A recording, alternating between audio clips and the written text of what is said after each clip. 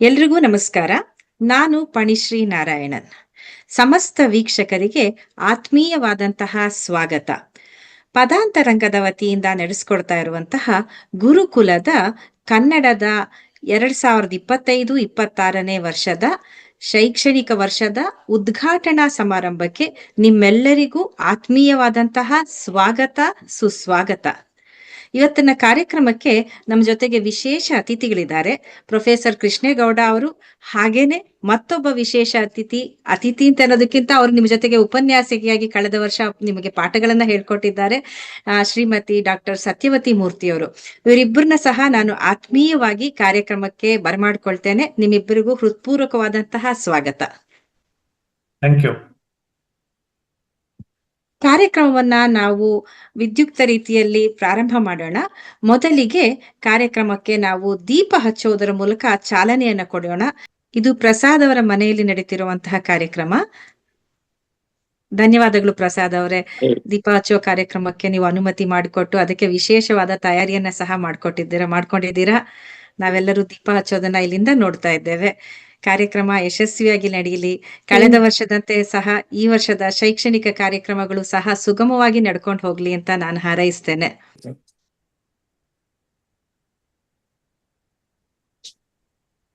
ಅಲ್ಲಿ ಬೆಳಗ್ತಾ ಇರುವಂತಹ ಜ್ಯೋತಿ ಎಲ್ಲರ ಜ್ಞಾನ ದೀವಿಗೆಯನ್ನ ಸಹ ಬೆಳಗಿಸ್ಲಿ ಅಂತ ಹಾರೈಸ್ತಾ ದೀಪವನ್ನ ಹಚ್ಚಿದ ಕಾರ್ಯಕ್ರಮ ಇಲ್ಲಿಗೆ ಮುಗಿತು. ಮುಂದೆ ಈ ಕಾರ್ಯಕ್ರಮವನ್ನ ಭಗವತ್ ಪ್ರಾರ್ಥನೆಯೊಂದಿಗೆ ನಾವು ಪ್ರಾರಂಭ ಮಾಡೋಣ. ನಾವು ಯಾವುದೇ ಒಂದು ಕೆಲಸವನ್ನ ಮಾಡ್ಬೇಕಾದ್ರೆ ಸಹ ನಿರ್ವಿಘ್ನವಾಗಿ ನಡೆಯಲಿ ಅಂತ ವಿನಾಯಕನಲ್ಲಿ ಪ್ರಾರ್ಥನೆ ಮಾಡ್ತೇವೆ. ಅದೇ ರೀತಿ ಇವತ್ತು ಸಹ ನಾವು ಈ ಒಂದು ಶೈಕ್ಷಣಿಕ ವರ್ಷದ ಚಾಲನೆಯನ್ನ ಮಾಡೋ ಸಂದರ್ಭದಲ್ಲಿ ಅದು ಮುಖ್ಯವಾಗಿ ವಿದ್ಯಾಧಿ ದೇವತೆಯಾದಂತಹ ಗಣಪತಿಯನ್ನ ಸ್ಮರಿಸ್ತಾ ಆ ಗಣಪತಿಯನ್ನ ಪ್ರಾರ್ಥನೆ ಮಾಡೋದಕ್ಕೆ ನಮ್ಮ ಜೊತೆಗೆ ಶ್ರೀಮತಿ ಶ್ರೀಪ್ರದಾ ಆಚಾರ್ ಅವರಿದ್ದಾರೆ. ಶ್ರೀಪ್ರದಾ ಅವರೇ, ಕಾರ್ಯಕ್ರಮಕ್ಕೆ ಸ್ವಾಗತ. ಪ್ರಾರ್ಥನೆಯನ್ನ ನಡೆಸ್ಕೊಡ್ಬೇಕು ಅಂತ ಕೇಳ್ಕೊತೇನೆ. ನಮಸ್ಕಾರ ಎಲ್ಲರಿಗೂ.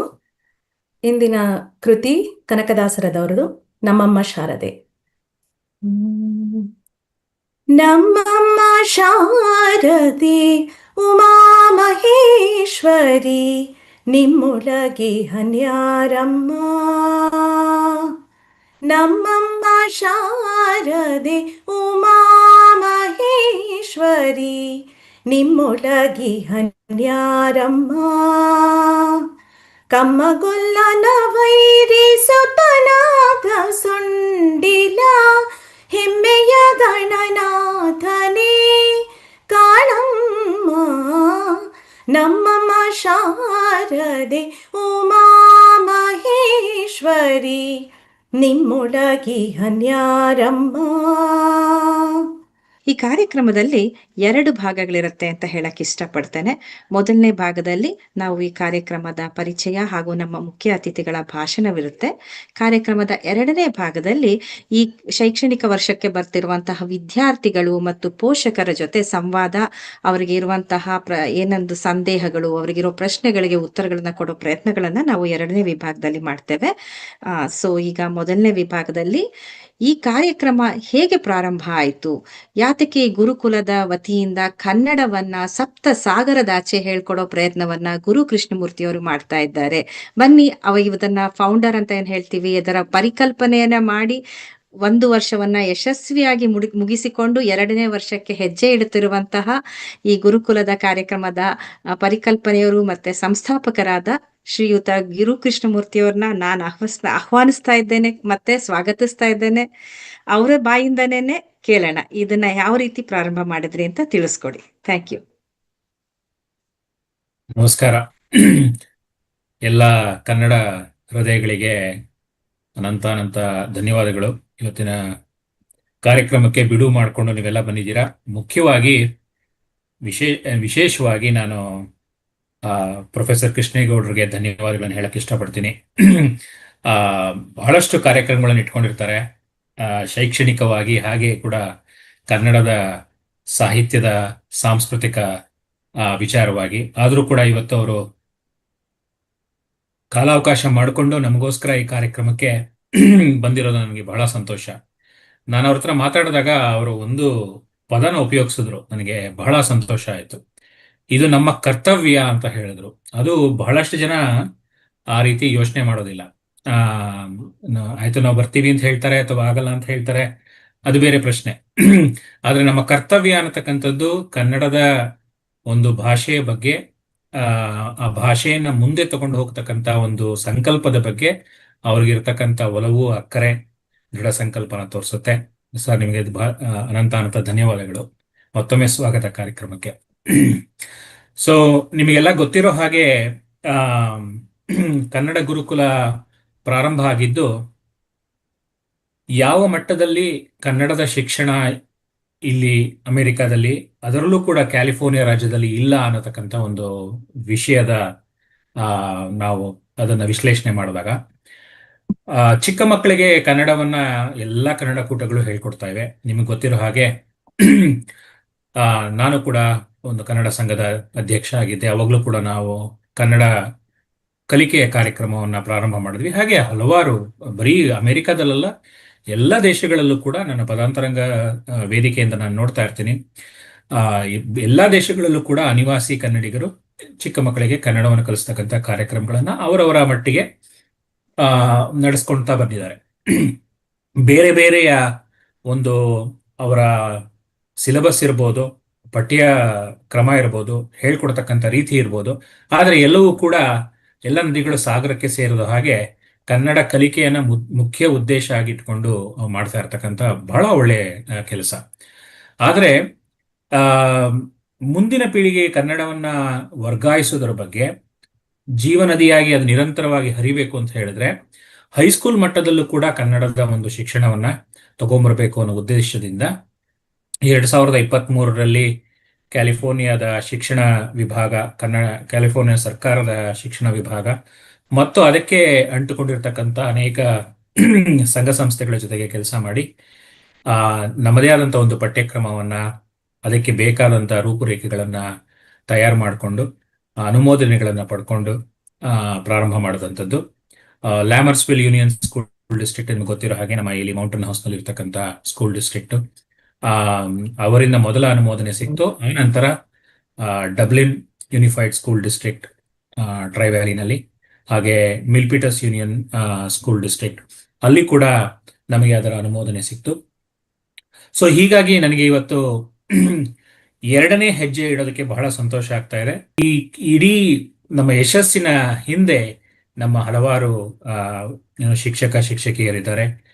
ಪಣಿಷ್ಟಿಯವರು ಕೂಡ ಕಳೆದ ವರ್ಷ ಪಾಠ ಮಾಡಿದ್ರು. ಡಾಕ್ಟರ್ ಸತ್ಯವತಿ ಮೂರ್ತಿಯವರು ಯುಕೆಲಿ ಇರ್ತಾರೆ, ಯುನೈಟೆಡ್ ಕಿಂಗ್ಡಮ್ ಅಲ್ಲಿ ಇರ್ತಾರೆ. ಅವರು ಕೂಡ ನಮ್ಮ ಮಕ್ಕಳಿಗೆ ಪೊಯೆಟ್ರಿ ಮತ್ತೆ ಗದ್ಯ ಪದ್ಯ ಎಲ್ಲವನ್ನ ಹೇಳ್ಕೊಟ್ಟಿದ್ದಾರೆ. ಸೊ ಇವರೆಲ್ಲರ ಕಾರಣಗಳಿಂದ ನಮ್ಮ ಕಾರ್ಯಕ್ರಮ ಯಶಸ್ಸುಗೊಂಡಿದೆ ಅಂತ ನಾನು ಹೇಳಕ್ ಇಷ್ಟಪಡ್ತೀನಿ. ಈ ಎರಡನೇ ಹೆಜ್ಜೆ ಇದು ಕೇವಲ ಕ್ಯಾಲಿಫೋರ್ನಿಯಾದಲ್ಲಿ ಮಾತ್ರ ಅಲ್ಲ, ಬೇರೆ ಬೇರೆ ರಾಜ್ಯಗಳಲ್ಲೂ ಕೂಡ ಬಹಳಷ್ಟು ಜನ ಈ ಕಾರ್ಯಕ್ರಮವನ್ನ ಮುಂದುವರಿಸ್ಕೊಂಡು ಹೋಗ್ಬೇಕು. ಅವರು ಕೂಡ ಹೈಸ್ಕೂಲ್ ಮಟ್ಟದಲ್ಲಿ ಕನ್ನಡವನ್ನ ಒಂದು ಆಯ್ಕೆಯ ವಿಷಯವಾಗಿ ತಗೊಂಡ್ಬರ್ಬೇಕು, ಬೇರೆ ಭಾಷೆಗಳಿಗೆ ಹೋಲಿಸಿದಾಗ ಅನ್ನೋದನ್ನ ಒಂದು ಸಂಕಲ್ಪನ ಮಾಡ್ತಾ ಇದ್ದಾರೆ. ಆದ್ರಿಂದ ಈ ವರ್ಷ ಬಹಳ ಇದು ವಿಶೇಷ ಆಗತ್ತೆ. ಇಲ್ಲಿ ಯಾವುದೇ ರೀತಿಯಾದಂಥ ವಾಣಿಜ್ಯದ ಉದ್ದೇಶ ಆಗ್ಲಿ, ಇದು ಕನ್ನಡ ಗುರುಕುಲದ ಪಠ್ಯಕ್ರಮ ಇದೇ ಎಲ್ಲ ಕಡೆನೆ ವಿಸ್ತರಿಸಬೇಕು ಅನ್ನತಕ್ಕಂಥ ಉದ್ದೇಶ ಇಲ್ಲ. ಉದ್ದೇಶಗಳು ಎರಡೇ, ಬಹಳ ಸರಳವಾಗಿ ನಾನು ಹೇಳ್ಬಿಡ್ತೀನಿ. ಮೊದಲನೆಯದಾಗಿ, ಹೈಸ್ಕೂಲ್ ಮಟ್ಟದಲ್ಲಿ ಕನ್ನಡವನ್ನ ಪರಿಚಯ ಮಾಡೋದ್ರಿಂದ ಮುಂದೆ ಮಕ್ಕಳು ಕಾಲೇಜಿಗೆ ಹೋದ್ರೂ ಕೂಡ ಕನ್ನಡದ ಭಾಷೆಯ ಬಗ್ಗೆ ಇರ್ತಕ್ಕಂಥ ಅವ್ರಿಗೆ ಜ್ಞಾನ ಇದೆ, ಒಲವು ಏನಿದೆ, ಅದು ಹೇಗಾದ್ರೂ ಕಂಟಿನ್ಯೂ ಆಗುತ್ತೆ, ಅದು ಮುಂದಿನ ಪೀಳಿಗೆಗೆ ತಲುಪುತ್ತೆ ಅನ್ನತಕ್ಕಂಥದ್ದು ಒಂದು ಉದ್ದೇಶ. ಎರಡನೇದು, ಕೆರೆಯ ನೀರನ್ನು ಕೆರೆಗೆ ಚೆಲ್ಲಿ. ನಿಮಗೆಲ್ಲ ಗೊತ್ತಿರೋ ಹಾಗೆ ನಾವು ಕಳೆದ ವರ್ಷ ಕರ್ನಾಟಕದ ಕೆಲವು ಶಾಲೆಗಳಿಗೆ ನಮ್ಮ ಕೈಲಾದಂಥ ಸಹಾಯವನ್ನು ಮಾಡಿದ್ದೀವಿ. ಬಹಳಷ್ಟು ಅನುದಾನ ಸಂಸ್ಥೆಗಳು ಕರ್ನಾಟಕದ ಸರ್ಕಾರಿ ಶಾಲೆಗಳಿಗೆ ಅನುದಾನವನ್ನು ಕೊಡ್ತಾ ಇದೆ, ಕಟ್ಟಡಗಳನ್ನು ಕಟ್ಟಿಸ್ಕೊಡ್ತಾ ಇದೆ, ರಿನೋವೇಷನ್ ಮಾಡ್ಕೊಡ್ತಾ ಇದ್ದಾರೆ, ಅದೆಲ್ಲ ಇದೆ. ಆದ್ರೂ ಕೂಡ ಎಲ್ಲಿ ಯಾವ ಕ್ಷೇತ್ರದಲ್ಲಿ ಆ ಶಾಲೆಗಳಿಗೆ ಇನ್ನೂ ಹೆಚ್ಚಿನವಾದಂಥ ಒಂದು ಸೌಲಭ್ಯವನ್ನು ನಾವು ಒದಗಿಸ್ಕೊಡ್ಬೋದು ಅನ್ನೋದ್ರ ಮುಖಾಂತರ ವಿಜ್ಞಾನದ ಪುಸ್ತಕಗಳಾಗಿರ್ಬೋದು ಅಥವಾ ಅವರ ಕ್ರೀಡೆಗಳಿಗೆ, ಸ್ಪೋರ್ಟ್ಸ್ಗೆ ಬೇಕಾದಂತಹ ಒಂದು ಟ್ರ್ಯಾಕ್ ಸೂಟ್ಸ್ ಆಗಿರ್ಬೋದು, ಈ ತರಹದ ಅನುದಾನಗಳನ್ನು ಕೊಡೋದ್ರ ಮುಖಾಂತರ ನಾವು ಕಳೆದ ವರ್ಷ ನಮ್ಮ ದೇಣಿಗೆ ಕಾರ್ಯಕ್ರಮವನ್ನು ಪ್ರಾರಂಭ ಮಾಡಿದ್ವಿ. ಈ ವರ್ಷ ಅದಿನ್ನೂ ಮುಂದಿನ ಹಂತಕ್ಕೆ ಹೋಗ್ತಾ ಇದೆ. ವಿಜ್ಞಾನದ ಪ್ರಯೋಗಾಲಯಗಳನ್ನು ನಾವು ಪ್ರಾರಂಭ ಮಾಡಬೇಕು ಅನ್ನತಕ್ಕಂಥದ್ದು. ಕೆಲವೊಂದು ಬೇಡಿಕೆ ಇದೆ. ಆಮ್, ಗ್ರಾಮೀಣ ಭಾಗದಲ್ಲಿರ್ತಕ್ಕಂಥ ಮಕ್ಕಳಿಗೆ ವಿಜ್ಞಾನದ ಜೊತೆಗೆ ಜೋಡಿಸ್ತಕ್ಕಂಥ ಒಂದು ಅಭಿಯಾನ. ಹಾಗೆ ಆಮ್, ಪಟ್ಟಣದಲ್ಲಿರ್ತಕ್ಕಂಥ ಮಕ್ಕಳಿಗೆ ಯಾವ ರೀತಿಯಾದಂಥ ಸೌಲಭ್ಯಗಳು ಸಿಗುತ್ತೋ ಹಾಗೆ ವಿಜ್ಞಾನವನ್ನು ಕಲಿಯೋದಕ್ಕೆ ಬೇಕಾದಂಥ ಒಂದು ಸಲಕರಣೆಗಳನ್ನು ಒದಗಿಸ್ಕೊಡ್ತಕ್ಕಂಥ ಒಂದು ದೃಷ್ಟಿಯಿಂದ ಈ ವರ್ಷ ಇನ್ನೊಂದು ಅಭಿಯಾನ ಪ್ರಾರಂಭ ಆಗ್ತಾ ಇದೆ. ಕಳೆದ ವರ್ಷ ಎಲ್ಲ ಪೋಷಕರು ಇದಕ್ಕೆ ಸಹಕಾರ ನೀಡಿದ್ದೀರಾ. ಈ ವರ್ಷವೂ ಕೂಡ ನಿಮ್ಮ ಮಕ್ಕಳು ಕನ್ನಡ ಕಲಿಯೋದ್ರ ಮುಖಾಂತರ ಈ ಅಭಿಯಾನಕ್ಕೆ ನೀವು ಸಹಾಯ ಮಾಡ್ತಾ ಇದ್ದೀರಾ ಅಂತ ಹೇಳಕ್ಕೆ ನಾನು ತುಂಬಾ ಇಷ್ಟಪಡ್ತೀನಿ. ಇನ್ನು ಹೆಚ್ಚು ಸಮಯ ತಗೊಳ್ಳದಳೆ ಇವತ್ತಿನ ವಿಶೇಷ ಅತಿಥಿಗಳಾದ ಪ್ರೊಫೆಸರ್ ಕೃಷ್ಣಗೌಡರಿಗೆ ಮತ್ತೊಮ್ಮೆ ಸ್ವಾಗತವನ್ನು ಹೇಳ್ತಾ, ಹಾಗೆ ನಮ್ಮ ಶಿಕ್ಷಕ ವೃಂದದಲ್ಲಿ ಇರ್ತಕ್ಕಂಥ ಡಾಕ್ಟರ್ ಸತ್ಯವತಿ ಮೂರ್ತಿ ಅವ್ರಿಗೂ ಕೂಡ, ಹಾಗೂ ಈ ಎಲ್ಲ ಶಿಕ್ಷಕ ವೃಂದಕ್ಕೆ ನಿಮಗೆಲ್ಲರಿಗೂ ಕೂಡ ಸ್ವಾಗತವನ್ನು ಮತ್ತೊಮ್ಮೆ ನಾನು ಕೋರ್ತಾ ಇದ್ದೀನಿ. ಮುಂದಿನ ಕಾರ್ಯಕ್ರಮವನ್ನು ಫಣಿಶ್ರೀ ಅವರು ನಡೆಸ್ಕೊಡ್ತಾರೆ. ನಮಸ್ಕಾರ. ಧನ್ಯವಾದಗಳು ಗುರು ಅವರೇ. ಬಹಳ ಚೆನ್ನಾಗಿ ಹೇಳಿದ್ರಿ. ನಿಮ್ಮ ಉದ್ದೇಶಗಳನ್ನ ನಮ್ಮೆಲ್ಲರಿಗೂ ಮನಮುಟ್ಟೋ ಹಾಗೆ ತಿಳಿಸ್ಕೊಟ್ಟಿದ್ದೀರಾ ನೀವು. ನಿಮ್ಮ ಉದ್ದೇಶ ಸಫಲವಾಗಲಿ, ಮತ್ತೆ ಈ ವರ್ಷ ಸಹ ಬಹಳ ಚೆನ್ನಾಗಿ ನಡ್ಕೊಂಡು ಹೋಗ್ಲಿ ಕಾರ್ಯಕ್ರಮಗಳೆಲ್ಲ ಅಂತ ನಾನು ಹಾರೈಸ್ತೇನೆ.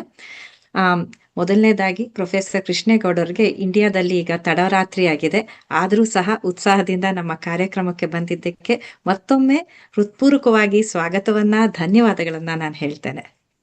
ಇನ್ನ ಇವರ ಬಗ್ಗೆ ಪರಿಚಯ ಮಾಡ್ಕೊಳ್ಳುವಂತ ಒಂದು ಕಿರು ಪ್ರಯತ್ನವನ್ನ ನಾನು ಮಾಡ್ತೇನೆ ಅಂತ ಹೇಳ್ಬೋದು. ಇವರ ಪ್ರತಿಭೆಯನ್ನ, ಅಗಾಧವಾದ ಸಾಧನೆಗಳನ್ನ ನಾನು 2 ನಿಮಿಷದಲ್ಲಿ ಖಂಡಿತ ಹಿಡಿದು ಹೇಳೋದಿಕ್ಕೆ ಸಾಧ್ಯವೇ ಇಲ್ಲ. ಆದರೂ ಸಹ ಇವರು ಈಗಾಗಲೇ ತಮ್ಮ ಕಾರ್ಯಕ್ರಮಗಳ ಮೂಲಕ, ಉಪನ್ಯಾಸಗಳ ಮೂಲಕ ಕನ್ನಡದ ಜನತೆಯಲ್ಲಿ ಚಿರಪರಿಚಿತರಾಗಿದ್ದಾರೆ. ಆದರೂ ಸಹ ಔಪಚಾರಿಕವಾಗಿ ನಾನು ಅವರ ಒಂದೆರಡು ಕಿರು ಪರಿಚಯವನ್ನ ಮಾಡ್ಕೊಂಡು 2 ಮಾತುಗಳಲ್ಲಿ ಮುಗಿಸೋದಿಕ್ಕೆ, ಕಿರು ಪರಿಚಯವನ್ನ ಮುಗಿಸೋದಿಕ್ಕೆ ಪ್ರಯತ್ನವನ್ನ ಮಾಡ್ತೇನೆ ನಾನು. ಇವರು ಮಂಡ್ಯ ಜಿಲ್ಲೆಯ ಪಾಂಡವಪುರ ತಾಲೂಕಿನ ಕನಗಮರಡಿ ಗ್ರಾಮದ ಕೃಷಿ ಕುಟುಂಬದಲ್ಲಿ ಜನನ ಆಗತ್ತೆ. ಇವರ ತಂದೆ ಮಾಜಿ ಚೇರ್ಮನ್ ಮರಿಗೌಡ್ರು ಹಾಗೂ ತಾಯಿ ಶ್ರೀಮತಿ ದೇವಮ್ಮನವರು. ಇವರು 8 ಮಕ್ಕಳ ಪೈಕಿ 3ನೇವರಾಗಿ ಜನನ. ಇವರು ತಮ್ಮ ಪದವಿಯನ್ನ ಮೈಸೂರಿನ ಶಾರದಾ ವಿಲಾಸ ಕಾಲೇಜಿನಲ್ಲಿ BSc ಪಡೆದಿರ್ತಾರೆ. ಹಾಗೆಯೇ 1982ರಲ್ಲಿ ಮಾನಸ ಗಂಗೋತ್ರಿಯ ಕನ್ನಡ ಅಧ್ಯಯನದ ಸಂಸ್ಥೆಯಿಂದ ಕನ್ನಡದಲ್ಲಿ MAಯನ್ನ ಪ್ರಥಮ ರ್ಯಾಂಕ್ ಹಾಗೂ ಚಿನ್ನದ ಪದಕದೊಂದಿಗೆ ಪೂರ್ಣಗೊಳಿಸಿರ್ತಾರೆ.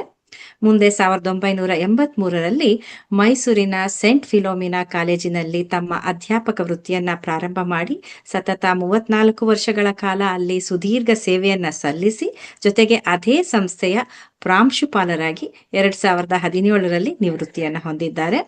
ಇದಲ್ಲದೆ 2000ದಿಂದ ಇತ್ತೀಚೆಗೆ ಅವರ ಜನಪ್ರಿಯ ಹಾಸ್ಯ ಕಾರ್ಯಕ್ರಮಗಳು, ಉಪನ್ಯಾಸಗಳು ಇದೆಲ್ಲದರಲ್ಲಿ ತಮ್ಮನ್ನ ತೊಡಗಿಸ್ಕೊಂಡಿದ್ದಾರೆ. ಕನ್ನಡದ ಜನತೆಗೆ ಆಗ್ಲೇ ಹೆಚ್ಚಾಗಿ ಪರಿಚಯವಾಗಿದ್ದಾರೆ.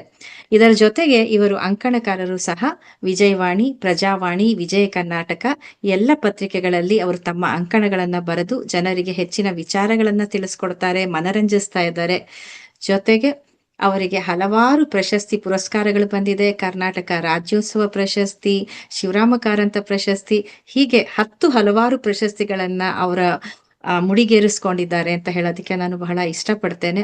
ಜೊತೆಗೆ ನಿರೂಪಣೆ ಕಾರ್ಯಕ್ರಮ ಇರ್ಬೋದು, ಬೇರೆ ಯಾವುದೇ ಕನ್ನಡದ ಕಾರ್ಯಕ್ರಮಕ್ಕೆ ಬಹಳ ಆಸಕ್ತಿಯಿಂದ ಭಾಗವಹಿಸಿ ಕನ್ನಡವನ್ನ ಹೊರನಾಡಿನಲ್ಲಿ ಸಹ ಪಸರಿಸೋದಿಕ್ಕೆ ಬಹಳಷ್ಟು ತಮ್ಮನ್ನ ತೊಡಗಿಸ್ಕೊಂಡಿದ್ದಾರೆ. ಸುಮಾರು 57ಕ್ಕೂ ಹೆಚ್ಚು ಬಾರಿ ವಿದೇಶ ಪ್ರವಾಸಗಳನ್ನ ಮಾಡಿ ಅಲ್ಲಿ ಕನ್ನಡ ಸಂಸ್ಥೆಗಳಲ್ಲಿ ಕನ್ನಡದ ಕಂಪನ್ನ ಹರಡಿದ್ದಾರೆ ಅಂತ ಹೇಳೋದಿಕ್ಕೆ ನಾನು ಇಷ್ಟಪಡ್ತೇನೆ.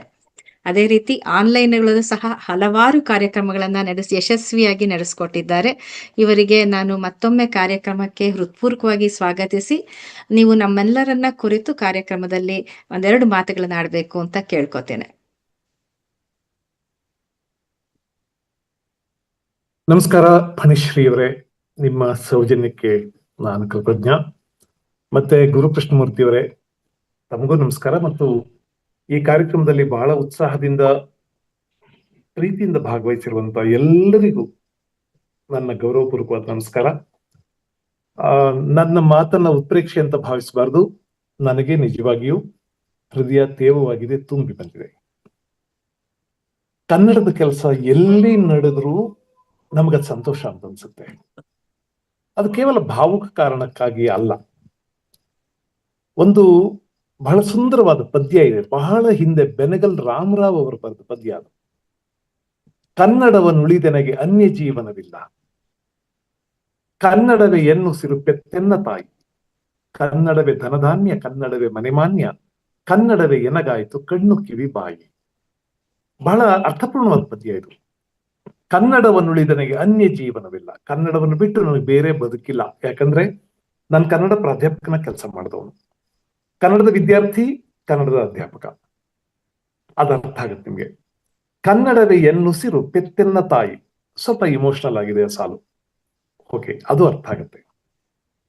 ಕನ್ನಡವೇ ಧನಧಾನ್ಯ, ಕನ್ನಡವೇ ಮನೆ ಮಾನ್ಯ, ನನ್ನ ಧನ ಧಾನ್ಯ ಮನೆ ಮಾನ್ಯ ಅಂದ್ರೆ ನಾನು ಸಂಪಾದಿಸಿದ ಹಣ, ನಾನು ಉಣ್ಣೋ ಅನ್ನ, ನನ್ನ ಮನೆ, ನಾನು ಕಟ್ಟಿರೋ ಮನೆ, ವಾಸ ಮಾಡಿರೋ ಮನೆ, ನನಗೆ ಸಿಕ್ಕಂತ ಎಲ್ಲ ಮಾನ್ಯತೆ ಗೌರವ, ಇದೆಲ್ಲವೂ ಬಂದದ್ದು ನನಗೆ ಕನ್ನಡದಿಂದ. ಕೊನೆ ಮಾತಿದ್ದು ಚೆನ್ನಾಗಿದೆ. ಕನ್ನಡವೇ ಎನಗಾಯಿತು ಕಣ್ಣು ಕಿವಿ ಬಾಯಿ. ಕನ್ನಡ ಅಂದ್ರೆ ನನಗೆ ನನ್ನ ಕಣ್ಣು ಅದೇ, ನನ್ನ ಕಿವಿನೂ ಅದೇ, ನನ್ನ ಬಾಯಿಯೂ ಅದೇ. ಅಂದ್ರೆ ಕನ್ನಡದಲ್ಲಿಯೇ ನೋಡ್ತೇನೆ. ನಾನು ಏನ್ ನೋಡಿದ್ರು ಕನ್ನಡದಲ್ಲಿ ನೋಡ್ತೀನಿ, ನಾನು ಏನ್ ಕೇಳಿದ್ರು ಕನ್ನಡದಲ್ಲಿ ಕೇಳ್ತೀನಿ, ನಾನು ಏನ್ ಮಾತಾಡಿದ್ರು ಕನ್ನಡದಲ್ಲಿ ಮಾತಾಡ್ತೀನಿ. ನೀವು ಇಂಗ್ಲಿಷ್ನಲ್ಲಿ ಮಾತಾಡಿದ್ರೆ ಅದನ್ನ ನಾನು ಕನ್ನಡದಲ್ಲಿ ಕೇಳಿಸ್ಕೊತೀನಿ. ನಾನು ಅಮೆರಿಕಕ್ಕೆ ಬಂದ್ರೆ ಅದನ್ನ ಕನ್ನಡದಲ್ಲಿಯೂ ನೋಡ್ತೀನಿ ಮತ್ತು ಕನ್ನಡದಲ್ಲಿ ಆಲೋಚನೆ ಮಾಡ್ತೀನಿ. ಒಟ್ಟಾರೆ ಹೇಳ್ಬೇಕಂದ್ರೆ ನಾನು ಇಲ್ಲಿಯವರೆಗೆ ನನ್ನ ಬುದ್ಧಿಯನ್ನು ರೂಪಿಸಿಕೊಂಡಿದ್ದು, ನನ್ನ ಭಾವಗಳನ್ನು ರೂಪಿಸಿಕೊಂಡಿದ್ದು, ನನ್ನ ಆಲೋಚನೆಯ ಚಿಂತನೆಯ ಕ್ರಮವನ್ನು ರೂಪಿಸಿಕೊಂಡಿದ್ದು, ಇದೆಲ್ಲವನ್ನೂ ಪ್ರಸಾದಿಸಿದ್ದು ಕನ್ನಡ ನನಗೆ. ನಾನು ಕನ್ನಡದ ಓದು, ಕನ್ನಡದ ನನ್ನ ಕಲಿಕೆ, ಇದೆಲ್ಲವೂ ನನಗೇನು ಕೊಟ್ಟಿದೆ ಅದ್ರ ಮುಖಾಂತರವೇ ನನ್ನ ಬುದ್ಧಿ ಭಾವ ಎಲ್ಲವೂ ಬೆಳೆದಿರೋದು. ಅದರಿಂದ ಕನ್ನಡದಲ್ಲಿ ಎಲ್ಲಿಯಾದ್ರೂ ಈ ಬಗೆಯ ಕೆಲಸ ಆಗುತ್ತೆ ಅಂದ್ರೆ ನನಗೆ ಸಹಜವಾಗಿ ಸಂತೋಷ ಆಗುತ್ತೆ. ಅದರಿಂದನೇ ಗುರು ಅವರಿಗೆ ನಾ ಹೇಳಿದ್ದು, ನೀವು ಈ ಕಾರ್ಯಕ್ರಮದಲ್ಲಿ ಭಾಗವಹಿಸಬೇಕು ಅಂತಂದಾಗ ನಾನು ಅಂದ್ಕೊಂಡಿದ್ದು ಇದು ನಮ್ಮ ಕರ್ತವ್ಯ, ನಾವು ಮಾಡ್ಬೇಕಾದ ಕರ್ತವ್ಯ. ಸರಿ, ಈ ಭಾಗ ನಿಲ್ಲಿಗೆ ಬಿಡೋಣ. ನಾನು ಹೇಳ್ಬೇಕಾದ ಒಂದು ಮಾತೇನಂದ್ರೆ, ಎಲ್ರು ಇದನ್ನ ಗಂಭೀರವಾಗಿ ಪರಿಗಣಿಸ್ತೀರಿ ಅಂತ ಅಂದ್ಕೋತೀನಿ ನಾನು. What is a language? ನಾವೆಲ್ಲರೂ ಲ್ಯಾಂಗ್ವೇಜ್ ಅಂದ್ರೆ we jump in to a very simple definition. Language is a communication medium. ನಾವು ಬಹಳ ಬಹಳ ಸರಳವಾದ ಅರ್ಥ ಅದೇನೆ. ನಮ್ಮಲ್ಲಿ ಏನೋ ಇರುತ್ತೆ ಮನಸ್ಸಿನಲ್ಲಿ, ಅದನ್ನ ಹೇಳ್ಬೇಕು, ಅದಕ್ಕೊಂದು ವರ್ಬಲ್ ಮೀಡಿಯಂ ಬಳಸ್ತೀವಿ, ಅದನ್ನ ಲ್ಯಾಂಗ್ವೇಜ್ ಅಂತ ಕರಿತೀವಿ ಅಂತ. ಆಮೇ ಆಡಿಬಲ್? ಕೇಳಿಸ್ತಾ ಇದೆ ಸರ್, ಕೇಳಿಸ್ತಿದೆ. ಮುಂದುವರಿಸಿ. ನಾವು ಶಾಬ್ದಿಕವಾಗಿ ಒಂದು ಅಭಿವ್ಯಕ್ತಿ ಕೊಡ್ತೀವಿ ನಮ್ಮ ಮನಸ್ಸಿನ ಭಾವಗಳಿಗೆ, ಅಭಿಪ್ರಾಯಗಳಿಗೆ, ಅದನ್ನ ಭಾಷೆ ಅಂತ ಕರಿತೀವಿ ಅಂತ ಅಂದ್ಕೊಂಡಿದ್ದೀವಿ. ಇದು ಅದರ ಪ್ರಾಥಮಿಕವಾದ ಪ್ರೈಮರಿ ಡೆಫಿನಿಷನ್ ಭಾಷೆಗೆ. ಆದರೆ ಈಗ ಭಾಷೆ, ಯಾವುದೇ ಭಾಷೆ, ಕನ್ನಡ ಮಾತ್ರ ಅಲ್ಲ, ಯಾವುದೇ ಭಾಷೆ, ಈಗ ನಾವು ಇದು ಬಹಳ ಪ್ರಿಮಿಟಿವ್ ಡೆಫಿನಿಷನ್ ಅಂತ ಅನ್ಕೋತಿದ್ದೀವಿ. ಅದರಿಂದ ಆಚೆಗೆ ಹೋಗಿದ್ದೀವಿ. ಆಚೆಗೆ ಏನಕ್ಕೆ ಹೋಗಿದ್ದೀವಿ ಅಂದ್ರೆ, ಭಾಷೆ ಅನ್ನುವುದು ಬರೀ ಕಮ್ಯುನಿಕೇಶನ್ ಮೀಡಿಯಂ ಮಾತ್ರ ಅಲ್ಲ, ಆ ಭಾಷೆ ಎಲ್ಲಿದೆಯೋ ಅಲ್ಲಿ ಇಲ್ಲಿಯವರೆಗೆ ನಡೆದಿರುವ ಘಟನೆಗಳು ಏನೇನ್ ನಡೆದಿದೆಯೋ, ಅದು ಬುದ್ಧಿಗೆ ಸಂಬಂಧಪಟ್ಟ ಘಟನೆಗಳಾಗ್ಬೋದು, ಭಾವಕ್ಕೆ ಸಂಬಂಧಪಟ್ಟ ಘಟನೆಗಳಾಗ್ಬೋದು, ಇತಿಹಾಸದ ಘಟನೆಗಳಾಗ್ಬೋದು, ಅಲ್ಲಿ ಒಟ್ಟಿನಲ್ಲಿ ಬದುಕು ಹರಿದು ಬಂದಿದೆಯಲ್ಲ ಇಲ್ಲಿವರೆಗೆ, ಆ ಹರಿದು ಬಂದ ಎಲ್ಲ ವಿವರಗಳನ್ನು ಭಾಷೆ ತನ್ನಲ್ಲಿ ರೆಕಾರ್ಡ್ ಮಾಡಿಟ್ಕೊಂಡಿರುತ್ತೆ, ತನ್ನಲ್ಲಿ ದಾಖಲು ಮಾಡಿಟ್ಕೊಂಡಿರುತ್ತೆ. ಅದರಿಂದ ವೆರಿ ಸಿಂಪಲ್, ನೀವು get connect to a language, definitely you will get connect to the whole history, whole knowledge. ಆ ಭಾಷೆ ಕೊಡಬಹುದಾದಂಥ ಎಲ್ಲ ಜ್ಞಾನಕ್ಕೆ, ಒಟ್ಟು ಇತಿಹಾಸಕ್ಕೆ, ಅದೆಲ್ಲಕ್ಕೂ ಕನೆಕ್ಟ್ ಆಗ್ಬಿಡ್ತೀರಿ ಭಾಷೆ ಮುಖಾಂತರ. ಒಂದು ಭಾಷೆಯನ್ನು ಕಲಿಯೋದ್ರ ಮುಖಾಂತರ ಆ ಭಾಷೆಯಲ್ಲಿ ಏನೇನ್ ನಾಲೆಜ್ ರಿಸೋರ್ಸ್ ಇದೆ ಅದಕ್ಕೆಲ್ಲ ಕನೆಕ್ಟ್ ಆಗ್ತೀರಿ. So it is not a mere communication medium. ಬರೀ ಹಾಗಾದ್ರೆ ಯಾವ್ದಾದ್ರು ಒಂದು ಭಾಷೆ ಕಲ್ತ್ಕೊಂಡು ನಮ್ಗೆ ಅನ್ಸಿದ್ದನ್ನು ಹೇಳಿದ್ರಾಯ್ತಪ್ಪ, ನಾವು ಕನ್ನಡ ಅಂತ ಯಾಕೆ ಇಷ್ಟು ಕುಣಿದಾಡ್ತಿದ್ದೀವಿ ಅಥವಾ ಇನ್ನೊಂದು ಭಾಷೆಯವರು ನಮ್ಮ ಭಾಷೆ ಅಂತ ಯಾಕೆ ಕೊಂಡಾಡ್ತಾರೆ? ಯಾಕೆಂದ್ರೆ ಅವರ ಹಿಂದೆ ಏನೇನು ನಡೆದಿದೆಯೋ ಅದೆಲ್ಲವೂ ಆ ಭಾಷೆಯಲ್ಲಿ ಇರುತ್ತೆ ಅನ್ನೋ ಕಾರಣಕ್ಕಾಗಿ. ಅದರಿಂದ ಭಾಷೆ ಅನ್ನೋದು not mere a communication medium, ಅದಕ್ಕಿಂತ ದೊಡ್ಡದು. ಕನ್ನಡದ ಬಗ್ಗೆ ಹೇಳ್ಬೇಕಂದ್ರೆ ಅಮೆರಿಕಾದಲ್ಲಿರೋರು ಕನ್ನಡನ ಯಾಕೆ ಕಲಿಬೇಕು ಮತ್ತು ಹೇಗೆ ಕಲಿತಾರೆ? ಎರಡು ಮಾತು ಹೇಳ್ತೀನಿ. ನಾನು ಅಮೆರಿಕವನ್ನು ಸಾಕಷ್ಟು ಪ್ರವಾಸ ಮಾಡಿದ್ದೇನೆ. ನಾವೆಲ್ಲರೂ ಕನ್ನಡ ಕಲಿಯೋದಕ್ಕೆ ಶಾಲೆಗೆ ಹೋಗ್ತಿದ್ವಲ್ಲ, ನಮಗೆ ಶಾಲೆಯಲ್ಲಿ ಕನ್ನಡ ಅಕ್ಷರಗಳನ್ನು ಕಲಿಬೇಕಾಗಿತ್ತು, ಕನ್ನಡ ಓದೋದನ್ನ ಬರೆಯೋದನ್ನ ಕಲಿಬೇಕಾಗಿತ್ತು. ಕನ್ನಡ ಬರ್ತಿತ್ತು ಅಷ್ಟೊತ್ತಿಗೆ, ನಮ್ಗೆ ಕನ್ನಡವನ್ನು ಕಲ್ತು ಬಿಟ್ಟಿದ್ವಿ. ನಾವು ಶಾಲೆಗೆ ಹೋಗೋ ವಯಸ್ಸಿಗೆ ಹೆಚ್ಚು ಕಡಿಮೆ ನಮ್ಮ ಆವರಣದಲ್ಲಿ, ನಮ್ಮ ವಾತಾವರಣದಲ್ಲಿ, ನಮ್ಮ ಸುತ್ತಮುತ್ತ ಏನೇನನ್ನ ನೋಡ್ತೀವೋ, ಏನೇನನ್ನ ಮಾಡ್ತೀವೋ ಅದೆಲ್ಲವನ್ನು ಕನ್ನಡದಲ್ಲಿ ಹೇಳಬಲ್ಲಷ್ಟು ಕನ್ನಡ ಗೊತ್ತಿತ್ತು ನಮ್ಗೆ, ಕನ್ನಡ ನಾಡಿನಲ್ಲಿ ಬದುಕೋರಿಗೆ. ಆದ್ರೆ ಅಮೆರಿಕಾದಲ್ಲಿ ಬದುಕುವಂತ ಮಕ್ಕಳಿಗೆ ಕನ್ನಡ ಓದೋದು ಬರೆಯೋದು ಮಾತ್ರ ಅಲ್ಲ, ಕನ್ನಡ ಭಾಷೆಯನ್ನ ಮಾತಾಡುವುದನ್ನು ಕಲಿಬೇಕು. ಬಹಳ ದೊಡ್ಡ ಸಮಸ್ಯೆ ಏನಂದ್ರೆ ಅವ್ರಿಗೆ ಅವರ ಬದುಕು ಕನ್ನಡದ್ದಲ್ಲ. ಅವ್ರು ಏನ್ ನೋಡ್ತಾರೋ, ಏನ್ ಬಳಸ್ತಾರೋ, ಏನ್ ಮಾಡ್ತಾರೋ ಅದ್ಯಾವುದು ಕನ್ನಡದ್ದಲ್ಲ, ಬಹುಪಾಲು ಕನ್ನಡದಲ್ಲ. ನೀವು ಮನೆಯಲ್ಲಿ ಮಾಡೋ ಅಡಿಗೆ, ತಿಂಡಿ, ಊಟ, ಮನೆಯಲ್ಲಿ ಹಾಕೋ ಬಟ್ಟೆ, ಮನೆಯಲ್ಲಿ ಆಡುವ ಮಾತುಗಳು, ನಿಮ್ಮ ಮನೆಯ ವಾತಾವರಣವನ್ನು ಬೇಕಾದ್ರೆ ಕನ್ನಡದ್ದಾಗಿ ಇಡಬಹುದು, ನೀವು ಅವಕಾಶ ಇದೆ. ಆದ್ರೆ ಮನೆಯಿಂದ ಹೊರಗೆ ಹೋಗ್ತಿದ್ದ ಹಾಗೆ ಅಲ್ಲಿರುವ ಯಾವುದೂ ಕನ್ನಡ ಅಲ್ಲ. ಅಲ್ಲಿ ಕಾಣಿಸೋ ಒಂದು ಗಿಡ, ಒಂದು ಹೂವು, ಒಂದು ಮರ, ಒಂದು ರಸ್ತೆ, ಇದ್ಯಾವುದು ಕನ್ನಡದ್ದಲ್ಲ. ಆದ್ರಿಂದ ಅವರಿಗೆ ಕನ್ನಡವನ್ನ ಕಲಿಬೇಕು, ಮಾತಾಡೋದು ಕಲಿಬೇಕು, ಮತ್ತು ಕನ್ನಡ ಓದೋದು ಬರೆಯೋದನ್ನು ಕಲಿಬೇಕು. ಮತ್ತೆ ಯಾಕೆ ಕಲಿಬೇಕು ಅನ್ನೋದು ಪ್ರಶ್ನೆ. ಯಾಕೆ ಕಲಿಬೇಕು ಅಂದ್ರೆ, ದಯವಿಟ್ಟು ನನ್ನ ನಂಬಿ, ಮತ್ತೆ I am not telling this to you for emotional reasons, just for the reason that I belong to Kannada community, ಅದರಿಂದ ಇದನ್ನ ಹೇಳ್ತಿದ್ದೀನಿ ಅಂತ ಅನ್ಕೋಬೇಡಿ. ಕನ್ನಡ ಪ್ರಪಂಚದ ಅದ್ಭುತವಾದ ಭಾಷೆಗಳಲ್ಲಿ ಒಂದು, ಅದ್ಭುತವಾದ ಭಾಷೆ ಅಂತ ನಾನು ಹೇಳ್ತಿದ್ದೀನಿ, ಅದ್ಭುತವಾದ ಭಾಷೆಗಳಲ್ಲಿ ಒಂದು. ನಿಜವಾಗಿ ಕನ್ನಡಕ್ಕಿರುವಂತ ಲಿಮಿಟೇಷನ್ ಏನಂದ್ರೆ, ನಮ್ಗೆಲ್ಲರಿಗೂ ಗೊತ್ತಿರೋದು, ಒಂದು ಟೆಕ್ನಾಲಜಿಯ ಭಾಷೆಯಾಗಿ, ವಿಜ್ಞಾನದ ಭಾಷೆಯಾಗಿ ಕನ್ನಡವನ್ನ ನಾವು ತುಂಬಾ ಬೆಳೆಸಿಲ್ಲ. I understand that, I admit it.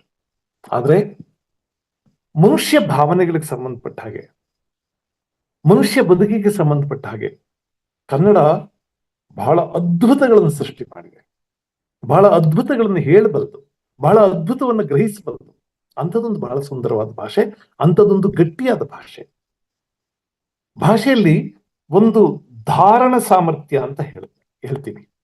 ಧಾರಣ ಸಾಮರ್ಥ್ಯ ಅಂದ್ರೆ ಯಾವುದಾದ್ರೂ ಸಂಗತಿಯನ್ನ ಒಂದು ಭಾಷೆಯಲ್ಲಿ ಹಿಡಿಯೋದು, ಯಾವುದನ್ನಾದ್ರೂ ಹೇಳೋದು ಒಂದು ಭಾಷೆಯಲ್ಲಿ, ಮತ್ತೆ 100 ಮಾತಲ್ಲಿ ಹೇಳೋದನ್ನ ಒಂದು ಮಾತಲ್ಲಿ ಹೇಳೋದು.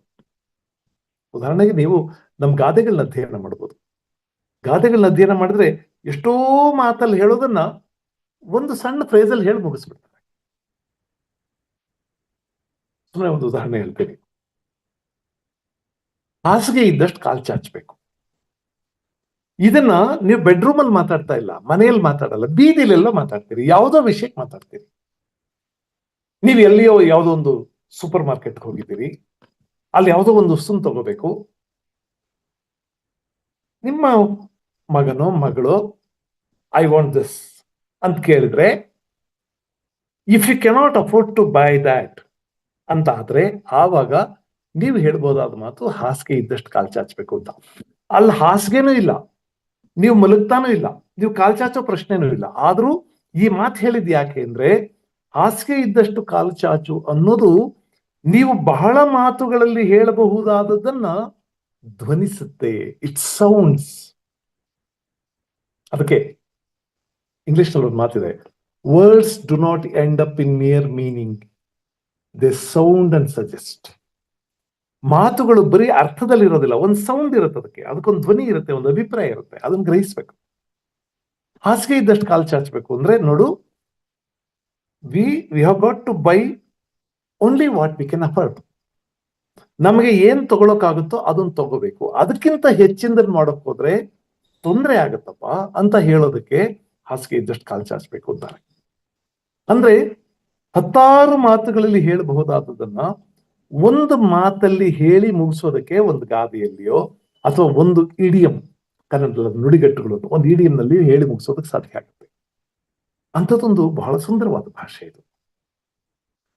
ಆಮೇಲೆ ಕನ್ನಡ ಭಾಷೆಯ ಸ್ಕ್ರಿಪ್ಟ್, ಲಿಪಿ, ಆ ಸ್ಕ್ರಿಪ್ಟ್ ಹೆಂಗಿದೆ ಅಂದ್ರೆ ಕನ್ನಡ ಭಾಷೆಯಲ್ಲಿ ಏನೇನ್ ಮಾತಾಡ್ತೀವೋ ಅದೆಲ್ಲವನ್ನು ಬರೆಯುವುದಕ್ಕೆ ತುಂಬಾ ಲಾಜಿಕಲ್ ಆಗಿದೆ.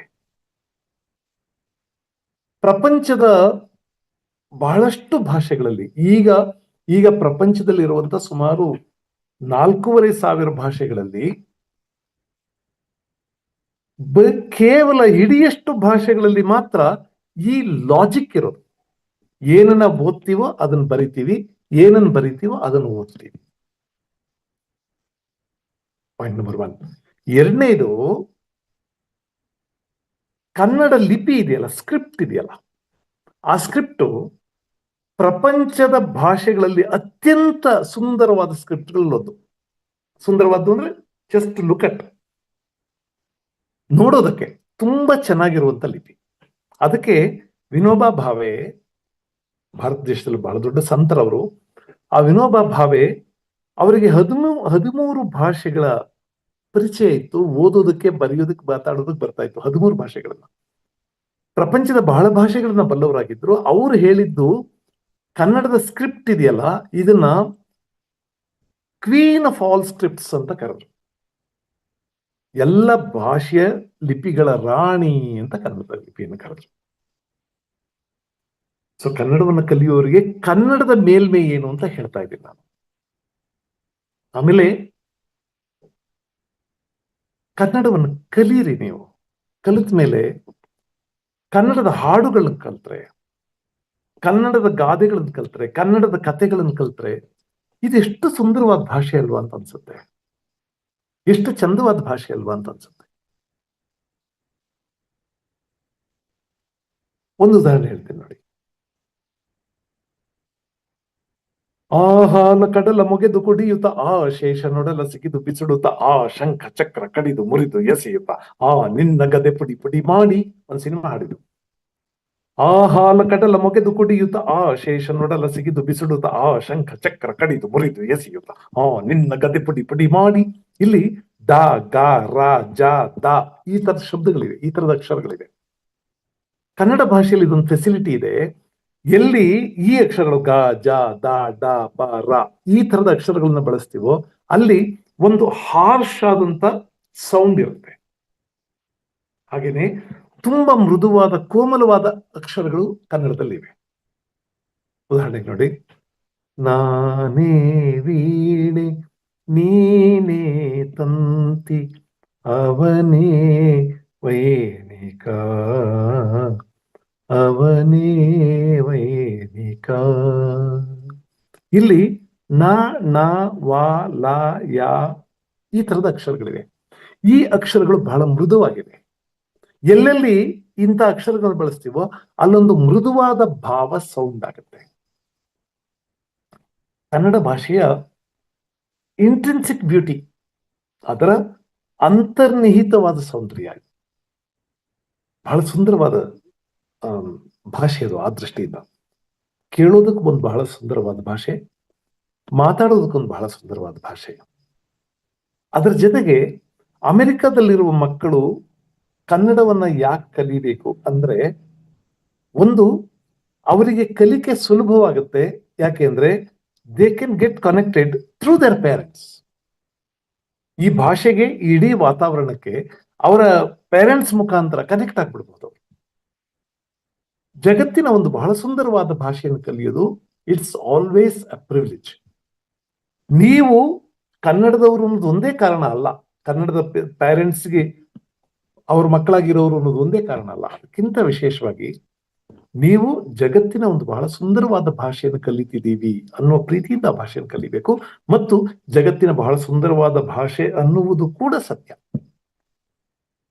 ಅದರಿಂದ ಅಮೆರಿಕದಲ್ಲಿ ವಾಸ ಮಾಡುವವರಿಗೆ ಕನ್ನಡ ಭಾಷೆಯ ಸೊಗಸು, ಸೌಂದರ್ಯ ಅದೆಲ್ಲವೂ ಗೊತ್ತಾಗೋದಿಲ್ಲ ಅಂತ ಅಂದ್ಕೊಂಡ್ರು ನೀವೊಂದ್ಸಲ ಅದನ್ನು ಓದೋದಕ್ಕೆ ಶುರು ಮಾಡಿದ್ರೆ, ಅದರ ಹಾಡುಗಳನ್ನು ಕಲ್ತ್ರೆ, ಅದರ ಕಥೆಗಳನ್ನು ಕಲ್ತ್ರೆ ಎಷ್ಟು ಚೆನ್ನಾಗಿದೆಯಪ್ಪ ಈ ಭಾಷೆ ಅಂತ ಅನ್ಸುತ್ತೆ. ನಾನು ಸುಮ್ಮನೆ ಒಂದು ಕತೆ ಹೇಳ್ತೀನಿ. ನಮ್ಮ ಹಳ್ಳಿನಲ್ಲಿ ಒಂದು ಅಜ್ಜಿ ಕತೆ ಹೇಳೋಳು. ಅವಳೇನು ಬಹಳ ದೊಡ್ಡ ವಿದ್ಯಾವಂತೆ ಅಲ್ಲ, ಆದ್ರೆ ಅವಳು ಬಾಯಿ ತುಂಬಾ ಕನ್ನಡ ಇದೆ. ಯಾವುದಾದ್ರೂ ಒಂದು ಸಿಚುವೇಶನ್, ಒಂದು ಸಂದರ್ಭವನ್ನ ಕನ್ನಡ ಭಾಷೆಯಲ್ಲಿ ಕಟ್ಟಿ ಹೇಳ್ಬಳ್ಳು. ನೋಡಿ, ನಾವೆಲ್ಲರೂ ಅರ್ಥ ಮಾಡ್ಕೋಬೇಕಾದ್ದೇನೆಂದ್ರೆ, ನಾವೇನನ್ನಾದ್ರೂ ನೋಡ್ತೀವಿ, ಏನನ್ನಾದ್ರೂ ಓದ್ತೀವಿ, ಏನನ್ನಾದ್ರೂ ಕೇಳ್ತೀವಿ, ಅದನ್ನ ಇನ್ನೊಬ್ಬರಿಗೆ ಕಮ್ಯುನಿಕೇಟ್ ಮಾಡುವಾಗ, ಇನ್ನೊಬ್ಬರಿಗೆ ಹೇಳುವಾಗ, ಅವರ ಮನಸ್ಸಿನಲ್ಲಿಯೂ ನಮ್ಮ ಮನಸ್ಸಿನಲ್ಲಿ ಬಂದಿರುವ ಭಾವವೇ ಬರಬೇಕು ಅಂತಾದ್ರೆ ನೀವು ಭಾಷೆಯಲ್ಲಿ ಅದನ್ನ ಚೆನ್ನಾಗಿ ಕಟ್ಟಬೇಕು. ತುಂಬಾ ಚೆನ್ನಾಗಿ ಅವ್ರ ಕಮ್ಯುನಿಕೇಟ್ ಆಗೋ ತರ ಕಟ್ಟಬೇಕು, ಅವರ ಮನಸ್ಸು ತಾಕುವ ಹಾಗೆ ಕಟ್ಟಬೇಕು. ಹಂಗಾದ್ರೆ ಮಾತ್ರ ನೀವು ಯಾವುದೇ ಭಾಷೆಯನ್ನು, ಕನ್ನಡ ಮಾತ್ರ ಅಲ್ಲ, ಯಾವುದೇ ಭಾಷೆಯನ್ನು ನೀವು ಚೆನ್ನಾಗಿ ಮಾತಾಡ್ತಿದ್ದೀರಿ ಅಂದ್ರೆ ನಿಮಗೆ ಒಂದು ಬಹಳ ಸುಂದರವಾದ ಸಂಭಾಷಣಾ ಕಲೆ ಗೊತ್ತಿರಬೇಕು. ಇನ್ನೊಂದು, ಒಂದು ಸಿಚುವೇಶನ್ನ ತುಂಬಾ ಚೆನ್ನಾಗಿ ಕಟ್ಟೋದಕ್ಕೆ ಗೊತ್ತಾಗ್ಬೇಕು. ನೋಡಿ, ಇದೊಂದು ಉದಾಹರಣೆ ಹೇಳ್ತೀನಿ. ಹಳ್ಳಿ ಅಜ್ಜಿ ಕತೆ ಹೇಳುತ್ತೆ. ಆಕೆ ವಿದ್ಯಾವಂತೆ ಅಲ್ಲ, she is not A literate women, but at ಎಂಥ ಸುಂದರವಾದ ಭಾಷೆ. ನಾನು ನಿಧಾನವಾಗಿ ಹೇಳ್ತೀನಿ, ಅದನ್ನು ಫಾಸ್ಟಾಗಿ ಹೇಳ್ಕೊಂಡು ಹೋಗ್ತಾಳೆ ಅವಳು. ನಿಧಾನವಾಗಿ ಹೇಳ್ತೀನಿ. ಆ ಕಥೆಯಲ್ಲಿ ಒಂದು ದೊಡ್ಡ ಮದುವೆ ನಡೆಯುತ್ತೆ. ಮದುವೆ ಅಂದ್ರೆ ತುಂಬಾ ವೈಭವದ, ತುಂಬಾ ಶ್ರೀಮಂತಿಕೆಯ ಮದುವೆ. ನಮ್ಮಲ್ಲಿ ಎಕ್ಸಾಗರೇಷನ್ ಅಂತೀವಿ, ಉತ್ಪ್ರೇಕ್ಷೆ ಅಂತ ಕರೀತಾರೆ ಕನ್ನಡದಲ್ಲಿ. ಯಾವ್ದನ್ನಾದ್ರೂ ಹೇಳುವಾಗ ಸ್ವಲ್ಪ ಜಾಸ್ತಿ ಹೇಳ್ತೀವಿ, ಆದ್ರೆ ಗ್ರಹಿಸೋರು ಅದಷ್ಟು ಹಾಗೆ ಅಂತ ಗ್ರಹಿಸೋದಿಲ್ಲ. ಅವ್ರಿಗೆ ಎಷ್ಟು ಬೇಕೋ ಅಷ್ಟು ತಗೋತಾರೆ. ಈಕೆ ಎಷ್ಟು ಚೆನ್ನಾಗಿ ಕತೆ ಹೇಳ್ತಾಳೆ ಅಂದ್ರೆ, ಒಂದು ಮದುವೆ, ತುಂಬಾ ವೈಭವದ ಮದುವೆ ನಡೀತು. ಆ ಮದುವೆ ಎಷ್ಟು ಚೆನ್ನಾಗಿ ನಡೀತು ಅಂತ ಎಷ್ಟು ಚೆನ್ನಾಗಿ ಹೇಳ್ತಾಳೆ ನೋಡಿ. ಆಗಲೀಗ ವಜ್ರಕುಮಾರಂಗೂ ಮಾಣಿಕ್ಯ ಮಂಜರಿಗೂ ಮದುವೆ ಆಯ್ತಂತೆ. ಏನ್ ಚಂದ ಹೆಸರಿಟ್ಟಿದ್ದಾಳೆ ನೋಡಿ. ಆ ಹುಡುಗನ ಹೆಸರು ವಜ್ರಕುಮಾರ, ಆ ಹುಡುಗಿ ಹೆಸರು ಮಾಣಿಕ್ಯ ಮಂಜರಿ. ಆಗಲೀಗ ವಜ್ರಕುಮಾರಂಗೂ ಮಾಣಿಕ್ಯ ಮಂಜರಿಗೂ ಮದುವೆ ಆಯ್ತಂತೆ. ಮದುವೆ ಅಂದ್ರೆ ಅಂತಿಂತ ಮದುವೆ ಅಲ್ಲ, ಈ ಭೂಲೋಕದಲ್ಲಿ ಹಿಂದೆ ನಡೆದಿಲ್ಲ, ಮುಂದೆ ನಡೆಯೋದಿಲ್ಲ, ಇವತ್ತು ನಡೀತಾ ಇಲ್ಲ ಅಂತ ಮದುವೆ. ಭೂಮಿನೇ ಹಸೆ ಮಾಡಿ, ಆಕಾಶನೇ ಚಪ್ರ ಮಾಡಿ, ವಜ್ರದ ವನಕೆಯಲ್ಲಿ ಭತ್ತ ಕೊಟ್ಟಿ, ಪನ್ನೀರಲ್ಲಿ ಪಟ್ನ ತಾರಿಸಿ, ಮನೆ ಮನೆಗೆಲ್ಲ ಮುತ್ತಿನ ತೋರಣ ಕಟ್ಟಿಸಿ, ಮೂಲೆಗೆಲ್ಲ ಮಾಣಿಕ್ಯದ ಗೊಂಡೆ ಕಟ್ಟಿಸಿ, ಬೀದಿ ಬೀದಿಗೆಲ್ಲ ಬೆಳ್ಳಿ ನಡುಬಿಡಿ ಹಾಸಿ, ಅಂಗಂಗಳಕ್ಕೆಲ್ಲ ಬಂಗಾರದ ರಂಗೋಲೆ ಬಿಡಿಸಿ, ಆನೆಗಾತ್ರ ಅರ್ಶನ, ಕುದುರೆಗಾತ್ರ ಕುಂಕುಮ, ನಂದಿಗಾತ್ರ ಗಂಧ, ಲಕ್ಷಪಡಿ ಅಕ್ಷತೆ ತರಿಸಿ, ಬಂದವ್ರಿಗೆ ಪಲ್ಲಕ್ಕಿ ಕಳಿಸಿ, ಬರದೇ ಇದ್ದವ್ರಿಗೆ ಕಾಗದ ಬರೆಸಿ, ಮುತ್ತೈದರ ಕೈಯಲ್ಲಿ ಮುತ್ತಿನಾರ್ತಿ ಬೆಳಗಿಸಿ, ಸುಮಂಗಲಿಯರ ಕೈಯಲ್ಲಿ ಶೋಭಾನೆ ಆಡಿಸಿ, ಕನ್ಯರ ಕೈಯಲ್ಲಿ ಕಳಸ ಕನ್ನಡಿ ಕೊಟ್ಟು, ಮೇಳದವ್ರ ಕೈಯಲ್ಲಿ ನಾಟ್ಯ ನಾಡಿಸಿ, ದೇವಲೋಕದಿಂದ ಕಾಮಧೇನು ಕರೆದು ಕ್ಷೀರ ತಂದು ಕೈದಾರೆ ಹೋದು, ನವರತ್ನದ ಹಾಸ್ಯಮಣೆ ಮೇಲೆ ಭೂಮಿ ತಾಯಿ ಅಂತ ಹೆಣ್ಣು ಭೂಮಿ ತೂಕದ ಗಂಡು ನಿಲ್ಲಿಸಿ, ಬಂಧು ಬಳಗಕ್ಕೆಲ್ಲ ಬೇಕಾದ ಉಡುಗೆ ಉಡಿಸಿ, ತೊಡುಗೆ ತೊಡಿಸಿ, ಕೊಡುಗೆ ಕೊಡಿಸಿ, ಇಡೀ ಭೂಲೋಕವೆಲ್ಲ ಬಾಯಿ ಮೇಲೆ ಬೆರಳಿಟ್ಕೊಳ್ಳೋಂಗಬ್ಬಬ್ಬಬ್ಬಾನು ಮದುವೆ ಮಾಡಿದ್ರಂತೆ. ಇಲ್ಲಿ ಹಲವಾರು ಶಬ್ದಗಳು ನಿಮ್ಗೆ ಪರಿಚಯ ಇಲ್ಲದೆ ಇರ್ಬೋದು, ಆದ್ರೆ ಕನ್ನಡ ಭಾಷೆಯ ಒಂದು ಫ್ಲೋ ಇದೆಯಲ್ಲ, ನಿಮಗೆ ಕನ್ನಡ ಭಾಷೆ ಅಷ್ಟೋ ಇಷ್ಟೋ ಗೊತ್ತಿದ್ರೆ ಆ ಭಾಷೆಯ ಫ್ಲೋನಲ್ಲಿರುವಂತ ಲಾಲಿತ್ಯ ನಿಮ್ಗೆ ಗೊತ್ತಾಗುತ್ತೆ, ಅದರ ಸೌಂದರ್ಯ ನಿಮಗೆ ಗೊತ್ತಾಗುತ್ತೆ. ಒಬ್ಬ ಅನಕ್ಷರಸ್ಥೆಯ ಬಾಯಲ್ಲಿ ಕೂಡ ಕನ್ನಡ ಅಷ್ಟು ಚೆನ್ನಾಗಿ ನಲಿಯುತ್ತೆ. ಅದಕ್ಕೆ ನಮ್ಮ ಹಳೆಯ ಕನ್ನಡ ಕಾವ್ಯದಲ್ಲಿಯೇ ಯಾರೋ ಒಬ್ರು ಪುಣ್ಯಾತ್ಮರು ಹೇಳಿದ್ದಾರೆ, ಕನ್ನಡಿಗರು ಎಂಥ ಬುದ್ಧಿವಂತರು, ಎಷ್ಟು ಚಂದ ಮಾತಾಡ್ತಾರೆ ಅಂದ್ರೆ, ಕುರಿತೋದದೆಯುಂ ಕಾವ್ಯ ಪ್ರಯೋಗ ಪರಿಣತ ಮತಿಗಳ್. ಅಂದ್ರೆ ಓದದೇ ಇದ್ರೂ ಕೂಡ ಕಾವ್ಯ ಬರೆಯುವಷ್ಟು ಶಕ್ತಿ ಇದೆ ಇವರಿಗೆ, ಪೊಯಿಟ್ರಿ ಬರೆಯುವ ಶಕ್ತಿ ಇದೆ ಅಂತ. ನಮ್ಮಲ್ಲಿ ಜನಪದ ಸಾಹಿತ್ಯ ಅಂತಿದೆ. ನಿಮ್ಗೆ ಗೊತ್ತಿರಲಿ, ಪ್ರಪಂಚದ ಬಹಳ ಭಾಷೆಗಳಲ್ಲಿ, ಪ್ರಪಂಚದಲ್ಲಿರುವ ಸಾವಿರಾರು ಭಾಷೆಗಳಲ್ಲಿ ನಮ್ಮಲ್ಲಿ ಇರುವಂತಹ ಜನಪದ ಸಾಹಿತ್ಯ ಗೊತ್ತಿಲ್ಲ. ಇಲ್ಲ, ಅಂತ ಅದ್ಭುತವಾದ ಸಾಹಿತ್ಯವನ್ನು ಬರ್ತಾರೆ ಕನ್ನಡದಲ್ಲಿ. ಎಂತೆಂಥ ಸುಂದರವಾದ ಸಾಹಿತ್ಯ.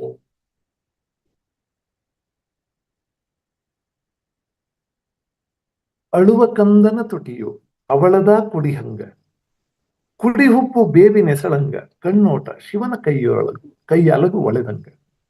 ಮಕ್ಕಳು ಅಳುವಾಗ ಒಂದು ಮಗುವಿನ ಚಿತ್ರ ಕೊಡ್ತಾರೆ. ಹೆಂಗಿರುತ್ತಂತೆ ಅಂದ್ರೆ, ಅಳುವ ಕಂದನ ತುಟಿಯು ಹವಳದ ಕುಡಿಹಂಗ. ಅಳುವ ಮಗುವಿನ ತುಟಿ ಹವಳದ ಕುಡಿ, ಚಿಗುರು ಹವಳದ ಒಂದು ಕೆಂಪು, ಒಂದು ಟೆಂಡರ್ ಕ್ರೀಪರ್ ಇರುತ್ತೆ, ಆ ತರ ಇರುತ್ತೆ ಮಗುವಿನ ತುಟಿ ಅಂತ. ಅಂದ್ರೆ ಹೇಗೋ ಇದೆ ಅಂತ ಹೇಳಿ ಈ ಮಗುವಿನ ತುಟಿ ಎಷ್ಟು ಚಂದ ಇದೆ ಅಂತ ಹೇಳ್ಬೇಕು. ಅಳುವ ಕಂದನ ತುಟಿಯು ಹವಳದ ಕುಡಿಹಂಗ, ಕುಡಿ ಹುಬ್ಬು ಬೇವಿನ ಹೆಸಳಂಗ, ಕುಡಿ ಹುಬ್ಬು, ಕಣ್ಣ ಹುಬ್ಬಿನ ತುದಿ ಎಷ್ಟು ಜನ ನೋಡಿದಿರೋ ಗೊತ್ತಿಲ್ಲ, ನೋಡಿಲ್ದೇ ಇರೋರು ಕಲ್ಪನೆ ಮಾಡ್ಕೊಳ್ಳಿ ಅಥವಾ ಎಲ್ಲಾದ್ರೂ ನೋಡಿ, ಬೇವಿನ ಎಲೆ ತರ ಇರುತ್ತೆ ಅಂತ. ಎಸಳು ಅಂದ್ರೆ ಬೇವಿನ ಎಲೆ ತರ ಇರುತ್ತೆ. ಆಮೇಲೆ ಕಣ್ಣೋಟ, ಮಗು ಕಣ್ ಬಿಟ್ರೆ ಶಿವನ ಕೈ ಅಲಗು ಹೊಳೆದಂಗೆ. ನೀವು ಗಮನಿಸಿರ್ಬೇಕು, ಶಿವನ ಕೈಯಲ್ಲಿ ಒಂದು ತ್ರಿಶೂಲ ಅಂತ ಇರುತ್ತೆ, ಅದು ಫಳಫಳ ಅಂತ ಹೊಳಿತಾ ಇರುತ್ತೆ. ಮಗು ಕಣ್ ಬಿಟ್ರೆ ಶಿವನ ಕೈ ಅಲಗು ಹೊಳೆದಂಗೆ. ಎಂಥ ಸುಂದರವಾದ ಸಾಲುಗಳು ಬರೀತಾರೆ. ನನ್ನಯ್ಯನಂಥೋರು 12 ಮಕ್ಕಳು, ನನ್ನಯ್ಯನಂಥೋರು 12 ಮಕ್ಕಳು, ಹೊನ್ನೆಯ ಮರದ ನೆರಳಲ್ಲಿ, ಹೊನ್ನೆಯ ಮರದ ನೆರಳಲ್ಲಿ ಆಡುವಾಗ ಸನ್ಯಾಸಿ ಜಪವ ಮರೆತಾನು. ಎಷ್ಟು ಸುಂದರವಾದ ಸಾಲಿದು. ನನ್ನಯ್ಯನಂಥವ್ರು, ನನ್ನಯ್ಯ ಅಂದ್ರೆ ನನ್ನ ಮಗು, ನನ್ನಯ್ಯ ನನ್ನ ಕಂದ ಅಂತಾರಲ್ಲ, ಆ ಥರದ ಎಕ್ಸ್ಪ್ರೆಷನ್ ಅಷ್ಟೇ ಅದು. ನನ್ನಯ್ಯನಂಥವ್ರು 12 ಮಕ್ಕಳು, ಇಂಥ ಈ ಮಕ್ಕಳ ಥರದವೇ 12 ಮಕ್ಕಳು, ಹೊನ್ನೆಯ ಮರದ ನೆರಳಲ್ಲಿ ಆಡುವಾಗ. ಹೊನ್ನೆಯ ಮರ ಅಂತಿದೆ, ಆ ಹೊನ್ನೆಯ ಮರದ ನೆರಳಲ್ಲಿ ಮಕ್ಕಳೆಲ್ಲ ಆಡ್ತಾ ಇದ್ರೆ, ಅಲ್ಲಿ ಹತ್ತಿರ ತಪಸ್ಸಿಗೆ ಕುಳಿತಿದ್ದಂತ ಒಬ್ಬ ಸನ್ಯಾಸಿ, ಒಬ್ಬ ಋಷಿ ತಪಸ್ ಮಾಡೋದು ಬಿಟ್ಟು ಈ ಮಕ್ಕಳ ಆಟನೇ ನೋಡ್ತಾ ಕೂತಿದ್ದಂತೆ. ಇಷ್ಟ ಸಾಕಲ್ವಾ? ಅರ್ಥ ಆಗುತ್ತಲ್ವಾ? ಸನ್ಯಾಸಿ ಕೂಡ ಭಗವಂತನ ಧ್ಯಾನ ತಪಸ್ಸು ಮಾಡೋದನ್ನ ಬಿಟ್ಟು ಅದಕ್ಕಿಂತ ಸಂತೋಷ ಮಕ್ಕಳ ಆಟದಲ್ಲಿ ಅಂತ ಮಕ್ಕಳನ್ನ ನೋಡ್ತಾ ನೀನ್ ಕೂತಿದ್ದ ಅಂದ್ರೆ ಅದು ಎಂತ ಅರ್ಥನ ಸಜೆಸ್ಟ್ ಮಾಡುತ್ತೆ. ಇದನ್ನ ಹೇಳಿದವರು ಯಾರು? ಜನಪದರು. ಪ್ರಪಂಚದ ಬಹಳ ಭಾಷೆಗಳಲ್ಲಿ ಇಲ್ಲ. ಆಮೇಲೆ ಫೋಕ್ ಮ್ಯೂಸಿಕ್ ಅಂತ ಇದೆ. ಅವ್ರ್ಯಾರು ಹೋಗಿ ಸ್ಕೂಲ್ಗೆ ಹೋಗಿ ಯೂನಿವರ್ಸಿಟಿಗೆ ಹೋಗಿ ಸಂಗೀತ ಕಲ್ತವ್ರಲ್ಲ, ಆದ್ರೆ ಎಂಥ ಅದ್ಭುತವಾದ ಟ್ಯೂನ್ಗಳು ಮಾಡಿದ್ದಾರೆ. ಪ್ರಪಂಚದಲ್ಲಿರುವ ಎಷ್ಟೋ ಜನ ಮ್ಯೂಸಿಕ್ ಡೈರೆಕ್ಟರ್ಸ್, ಸಿನಿಮಾ ಇಂಡಸ್ಟ್ರಿನಲ್ಲಿ ಕೆಲಸ ಮಾಡೋರು ಈ ಫೋಕ್ನಿಂದ ಮ್ಯೂಸಿಕ್ ತಗೊಂಡು ಅದನ್ನ ತಾವು ಅಡಾಪ್ಟ್ ಮಾಡ್ಕೋತಾರೆ. ನೋಡಿ, ಇಷ್ಟೆಲ್ಲ ವಿದ್ಯಾವಂತರು ಮ್ಯೂಸಿಕ್ ಕಲ್ತಿರೋರು ಮ್ಯೂಸಿಕ್ಕೇ ಗೊತ್ತಿಲ್ಲದೆ ಇರುವಂತ ಜನಗಳು ಸೃಷ್ಟಿ ಮಾಡಿದ ಮ್ಯೂಸಿಕ್ ಇದೆಯಲ್ಲ, ಅದರಿಂದ ಅದ್ಭುತವಾದ ಟ್ಯೂನ್ಗಳನ್ನು ತಗೋತಾರೆ. ಎಷ್ಟು ಚೆನ್ನಾಗಿವೆ ನೋಡಿ ಟ್ಯೂನು. ನೀವು ಈ ಹಾಡು ಕೇಳಿರ್ಬಹುದೇನೋ ಬಹಳ ಜನ. ಅಂದಾವರೆ ಮುಂದಾವರೆ ಮತ್ತೆ ತಾವರೆ ಪುಷ್ಪ, ಚಂದಕ್ಕಿ ಮಾಲೆ ಬಿಲ್ಪತ್ರೆ ಮಾದೇವ ನಿಂಗೆ, ಚಂದಕ್ಕಿ ಮಾಲೆ ಬಿಲ್ಪತ್ರೆ ಕರಕಿದಳವು, ಮಾದಪ್ಪನ ಪೂಜೆಗೆ ಬಿರಿದೋ ಮಾದೇವ ನಿಮ್ಮ ಸೋಜುಗಾದ ಸೂಜು ಮಲ್ಲಿಗೆ. What an expression! ಸೋಜುಗದ ಸೂಜು ಮಲ್ಲಿಗೆ. ಸೋಜಿಗ ಅಂದ್ರೆ ಅಸ್ಟಾನಿಶಿಂಗ್, ಅಮೇಜಿಂಗ್. ಸೂಜಿ ಮಲ್ಲಿಗೆ ಅಂತ ಭಾಷೆ ಎಷ್ಟು ಚೆನ್ನಾಗಿದೆ ನೋಡಿ. ಸೋಜಿಗದ ಸೂಜು ಮಲ್ಲಿಗೆ, ಮಾದೇವ ನಿನ್ನ ಮಂಡೆ ಮೇಲೆ ದುಂಡು ಮಲ್ಲಿಗೆ. ಮಂಡೆ ತಲೆ, ನೆತ್ತಿ ಮೇಲೆ ದುಂಡು ಮಲ್ಲಿಗೆ. ಟ್ಯೂನ್ ಎಷ್ಟು ಚೆನ್ನಾಗಿದೆ. ಅಥವಾ ಅಣ್ಣ ಸಖಿಯೇ ಬಣ್ಣದೆಲಿಯೇ ಸಣ್ಣ ನವಿಲು ಸೇವಂತಿಗೆ, ಅಣ್ಣ ನಿನ್ನೆಸರು ಅಪರಂಜಿ ಬಾ ಮಲ್ಲಿಗೆ. ಟ್ಯೂನ್ ಎಂಜಾಯ್ ಮಾಡಿ. ಇದನ್ನ ಸಂಗೀತ ಗೊತ್ತಿಲ್ಲದೆ ಇರೋರು ಮಾಡಿರೋ ಟ್ಯೂನ್ ಇದು.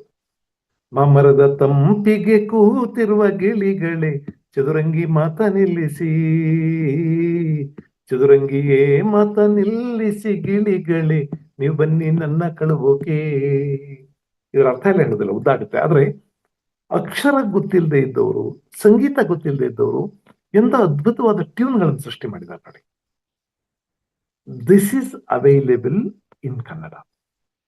ಕನ್ನಡದಲ್ಲಿ ಇದೆಲ್ಲವೂ ಸಿಗುತ್ತೆ. ಆಮೇಲೆ ತುಂಬಾ ಶ್ರೀಮಂತವಾಗಿ, ತುಂಬಾ ಸಮೃದ್ಧಿಯಿಂದ ಬದುಕೊಂಡು ಬಂದಿರುವಂತ ಕನ್ನಡದ ಜನಾಂಗ ಇದೆ, ಕನ್ನಡದ ಜನ ಇದ್ದಾರೆ. ಅವರು ಭಾಷೆಯನ್ನ ತುಂಬಾ ಸಮೃದ್ಧವಾಗಿ, ಶ್ರೀಮಂತವಾಗಿ ಸೃಷ್ಟಿ ಮಾಡಿದ್ದಾರೆ. ಕನ್ನಡದ ಕವಿಗಳು ಪ್ರಪಂಚದ ಯಾವ ಕವಿಗಳಿಗೂ ಕಡಿಮೆ ಅಲ್ಲ.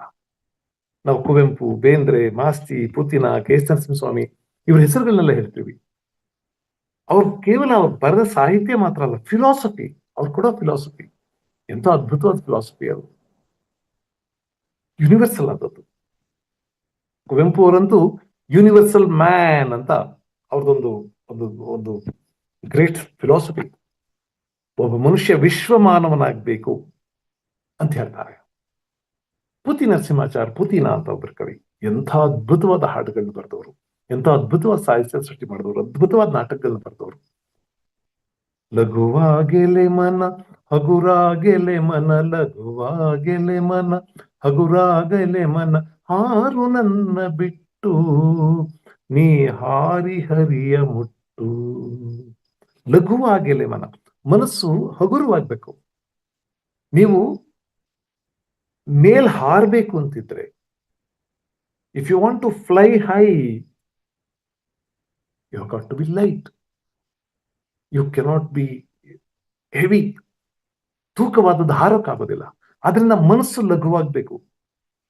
ಆವಾಗ ನಿಮ್ಮ ಮನಸ್ಥಿತಿ ಮೇಲ್ ಹೋಗುತ್ತೆ. ಲಘುವಾಗೆಲೆ ಮನ ಹಗುರಾಗೆಲೆ ಮನ, ಹಗುರಾಗಿರೋ. ಹಾರು ನನ್ನ ಬಿಟ್ಟು ಹಾರಿ ಹರಿಯ ಮುಟ್ಟು.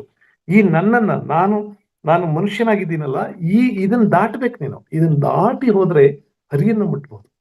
ನನ್ನ ಗಂಟಲು ನೀನಾಗುವೆ ಕಶ್ಮಲ, ನನ್ನ ತೊರೆಯೇ ನೀ ನಿರ್ಮಲ ನಿಷ್ಕಲ, ಹರಿಯೋ ನನ್ನ ಬಿಟ್ಟು ಮುಂಬರಿದು ಹರಿಯ ಮುಟ್ಟು. ನನ್ನ ಗಂಟಲು ನೀನಾಗುವೆ ಕಶ್ಮಲ, ನನಗೆ ಅಂಟ್ಕೊಂಡಿದ್ರೆ ಕಶ್ಮಲವಾಗ್ಬಿಡ್ತೀಯ. ನನ್ನ ತೊರೆಯೇ ನೀ ನಿರ್ಮಲ ನಿಷ್ಕಲ. ಈ ನಾನು ಅನ್ನೋದಿದೆಯಲ್ಲ, ಇದನ್ನ ಬಿಟ್ಟು ಆಚೆಗೆ ಹೋದ್ರೆ ನೀನ್ ನಿರ್ಮಲವಾಗಿರ್ತೀಯ, ನಿಷ್ಕಲ್ಮಶವಾಗಿರ್ತೀಯ. ಹರಿಯೋ ನನ್ನ ಬಿಟ್ಟು ಮುಂಬರಿದು ಹರಿಯ ಮುಟ್ಟು. ಎಷ್ಟು ಸುಂದರವಾದ ಹಾಡುಗಳಿವೆಲ್ಲ. ಈ ತರ ಸಾವಿರಾರು ಹಾಡುಗಳಿವೆ, ಬಹಳ ಸುಂದರವಾದ ಹಾಡುಗಳಿವೆ.